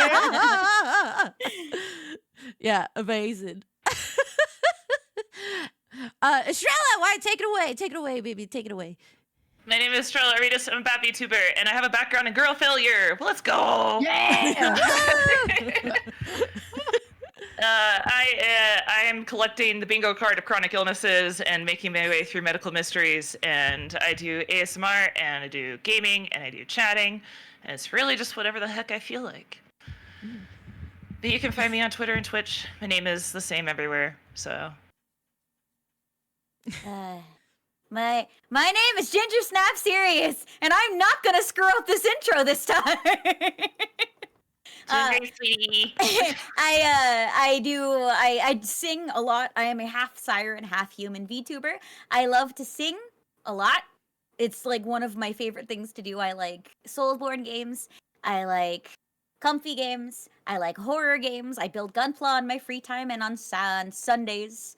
And you can find me at twitch.tv/GingerSnapSerious and SnapSerious on both YouTube and Twitter. There you go. Okay. That's it. I apologize for the lean. It's very sensitive. I'm sorry. I'm just sitting over here like, look, chat. I'm so sorry. No, it's okay. I have to lean in really close to my screen, and yeah, I'm sorry. No, you're fine. And so, before we had that brief break, all of you shared your personal stories about endometriosis, and really appreciate that, which is very like intimate and vulnerable to be that open. So I was wondering if, let's say there's people, and we've had some people ask this, if you think you may have endo, do you have, or that was so cute, do you have any advice you'd like to impart on people who are maybe just starting their journey, or things like that? And Ginger, we can start with you. I guess a good piece of advice is if you feel like something is wrong, there's no harm in getting it checked. Like, don't gaslight yourself into thinking that there's nothing wrong if you feel like there's something wrong. Like, it could be like you have more pain than usual, or your pelvic exams feel a little not fun when it's supposed to be a routine thing. If it like hurts, get checked. If don't talk yourself out of going to the doctor if you feel like something's wrong, because 9 times out of 10 there's something up, and you should get a medical professional's opinion, and don't let, if a doctor dismisses you, that's a red flag. For sure. Just make sure you take care of yourself. Make sure you get checked if there's something wrong, because you're not supposed to be in pain all the time, or you're not supposed to not be able to get out of bed when you're on your period. You're not supposed to like be scared of gynecologist visits because it's too painful and you're gonna flare up afterward. Like, go get checked. There's no shame. Nope. That's mine. Yeah. Pog. Yeah, Michelle, would you like to share what do you think in terms of advice for people who are starting or maybe questioning whether or not they may have endo, or maybe a different uterine disease or condition? I would say, first of all, I don't know if this is like a hot take, but considering how many people have issues with gynecologists, and a lot of people can have, I don't know if I want to call it, I guess I want to call it like doctor blindness, where it's like you just blindly trust what your doctor says. If you weren't raised skeptical like I was, like my mom raised me to always be skeptical of like people in authority, like don't blindly trust anybody, like they have to earn that respect. And so if you are prone to having issues with like just flat out believing a doctor and being like, oh, if you say there's nothing wrong, there's nothing wrong, I would specifically seek out a gynecologist or somebody who is trained specifically in endometriosis, because I think that can save you a lot of time, because even if it's not endo, they're just specially trained in that. So they still know everything else your typical gynecologist would know. They just have the extra bonus of being able to tell you if it's endo or not, because no doctor is going to be like, oh, well, endo is my specialty, so I just assume everybody has it. So I think it's very like good to try to find a gynecologist who's specifically trained in it, because like the first 3 that I saw, it's just like, have you tried IUD? Have you tried birth control? Have you tried this? And then you hear all the stories about like a gynecologist will say they're trained at endo, but their first course of action is to just give you a hysterectomy. Right. And so it's one of those things of like, sometimes autism is a blessing. So I put a lot of effort and research into this condition and anything that I get diagnosed with. And I would highly recommend like reading everything you possibly can and making sure you're incredibly informed, so that when you do go to a doctor, if your gynecologist or whoever is like, I really don't think you have that because of XYZ, you can come back at them and be like, well, here's a reason why that's not accurate, and here's the reason why I think that this is something we need to pursue. And if you have to pull the chronic illness card of being like, or pull the Karen card of being like, hey, will you note it in my chart that you refuse to do further testing? Because that will usually kick them into gear, and they'll be like, well, I'd rather avoid the lawsuit. So but don't be afraid to advocate for yourself. And if you can't advocate for yourself, find someone who will. Yeah. So I would say my biggest piece of advice is kind of that last point you touched on, is that find someone to join you to help advocate for yourself. So I feel like, especially when it comes to stuff like period pain, we're kind of trained to minimize it, right? Like it's not that like I'm really bad at this. So like even like when I was telling my story, I was like, it wasn't that bad. No, it's not that bad. Like, it's not that bad, guys. Like, I mean, it was bad, but like, it's not that bad. And some people have it worse. So you're so like used to, you have people telling you all the time that like, it's not that big of a deal. You're making too big of a deal out of something, that you kind of like internalize that. And that could come out when you have to go see a doctor, and then you're not getting the treatment you need. Right. So if you can find someone that you trust in your life to come with you to doctor's appointments. It doesn't matter who it is. It doesn't even have to be family. It can be a friend if you have one that advocates on your behalf. So when the doctor says something like, oh, well, maybe that doesn't sound that bad, or you say it doesn't sound that bad, your friend or family member could be like, wait, no, hold up a second. Like, weren't you unable to move in bed like just last week? Like, that's not normal, right? You look fine. And you look fine. No, you don't. You did not look fine, right? Because I feel like you can have kind of this blindness to like, I step into a doctor's office, I just forget everything. Yep. Straight up, Same. I forget everything. It's almost like you're being put on the spot. So it's always good to have someone there.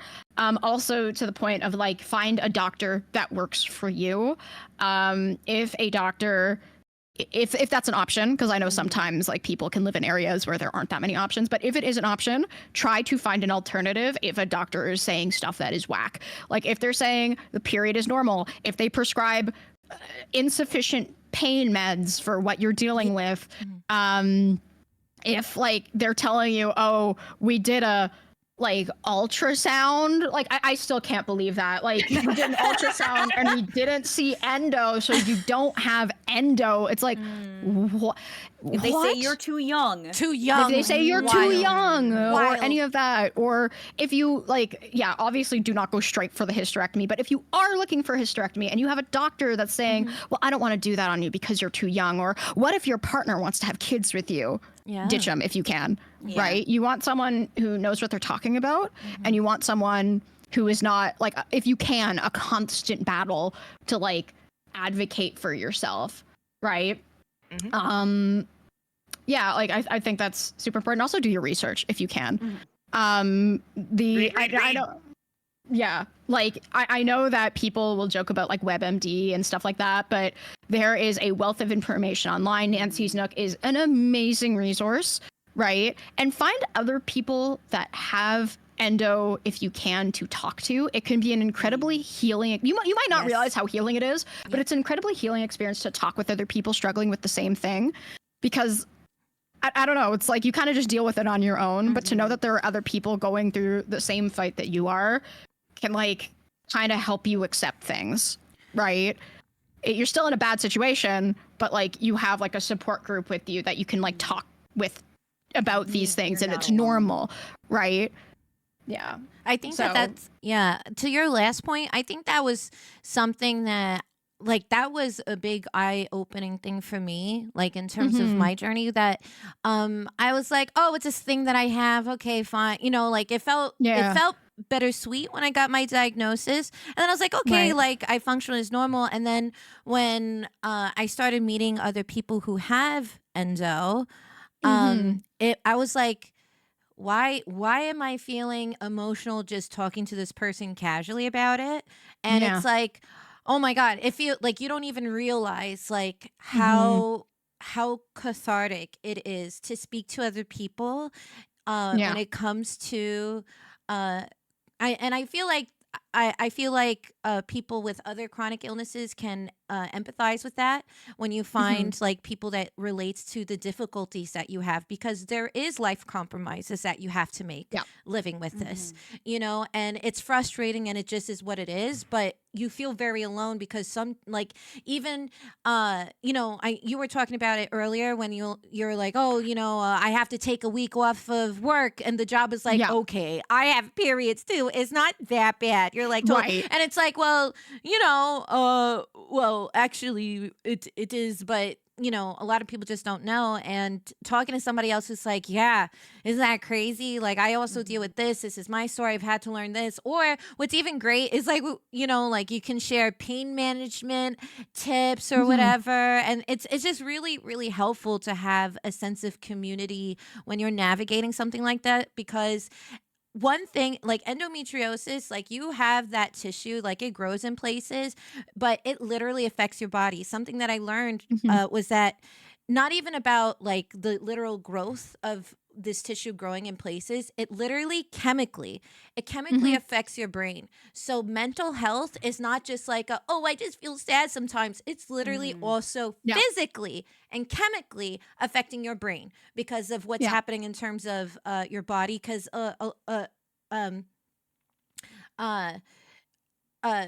there's how do you say hormones that are also, like hormone management is part of having endo, and so it's just wild in terms of that. And so especially to that point, because it's not only like the medical advocacy and like trying to fight for yourself, but it's also like making sure that you're okay just navigating that to begin with, because that's very exhausting. It's very exhausting. So having friends really makes it different. Like, and the other thing too is like you would think like, oh, maybe I can't talk to like people who don't have uteruses or like guys about this, but like I for sure can talk to other uterus havers or other women about this, right? But that's not always the case. They're not always going to understand. Like, I've been in multiple labs, and by far the least compassionate lab head that I ever had to deal with was another woman. She had no empathy for me when I thought I could. I usually, you don't, when you have accommodations, you don't tell them what you have. But I thought, okay, she's another woman. She's going to understand. And I told her, and she, in no uncertain terms, said that I had no place in science. So that's crazy. That's wild. That's wild. Yeah. That's so wild. Also, I just want to point this out. The reason I say other uterus havers is because this isn't a gendered thing. Yes. It's if you have a uterus, you could have endometriosis. Yes. And by far something it's hard enough as it is, but I cannot imagine going through this and also being like having to also navigate the trans aspect of the like healthcare system. Like, and we don't want to like erase those stories because they experience the exact same things that we do, right? So yes, and also like it's like not only like culturally and societally, but literally medically too, right? Because when you're MB or trans, you might be taking like certain medications or whatever and things like that. And so on top of having your trans journey, it's also your endo journey in conjunction with that, and making sure medically that everything is lining up and not destroying your body, and making sure that you're working with people who understand how to take care of a body that is navigating that.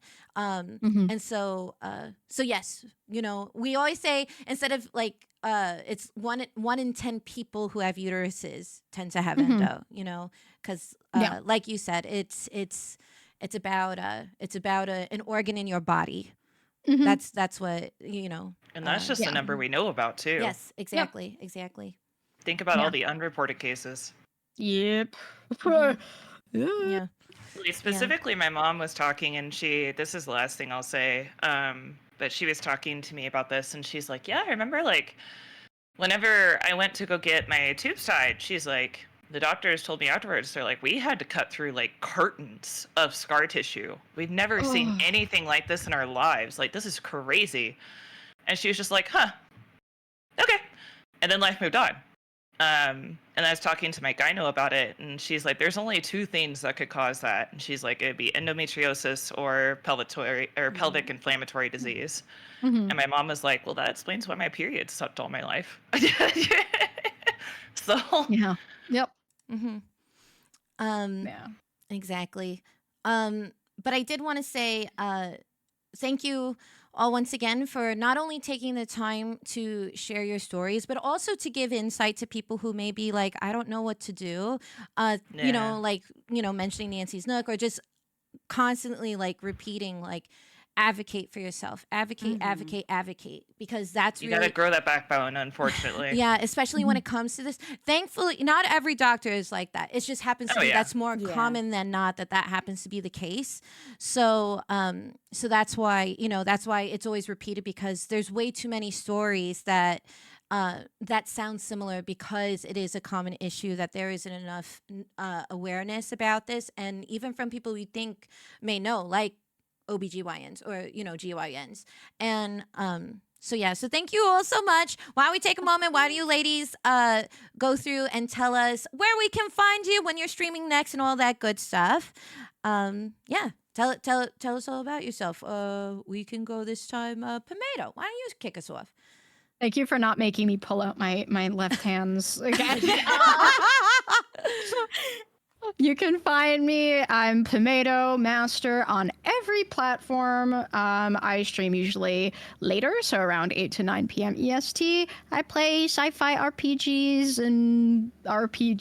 and all that stuff. And I do warn you, we do talk about science, but we also get a little bit brain rotted and degenerate sometimes. So it's a little both, but yeah, and again, thank you so much for having me here and letting me talk about my story and talk to y'all. This was very nice. I'm happy I could contribute in any way to this. So Yeah, no, thank you. I really appreciate it.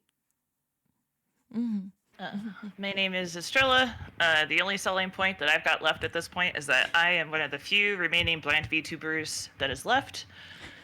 You can find me at Estrella Aritas on all platforms, and I usually stream at noon MST.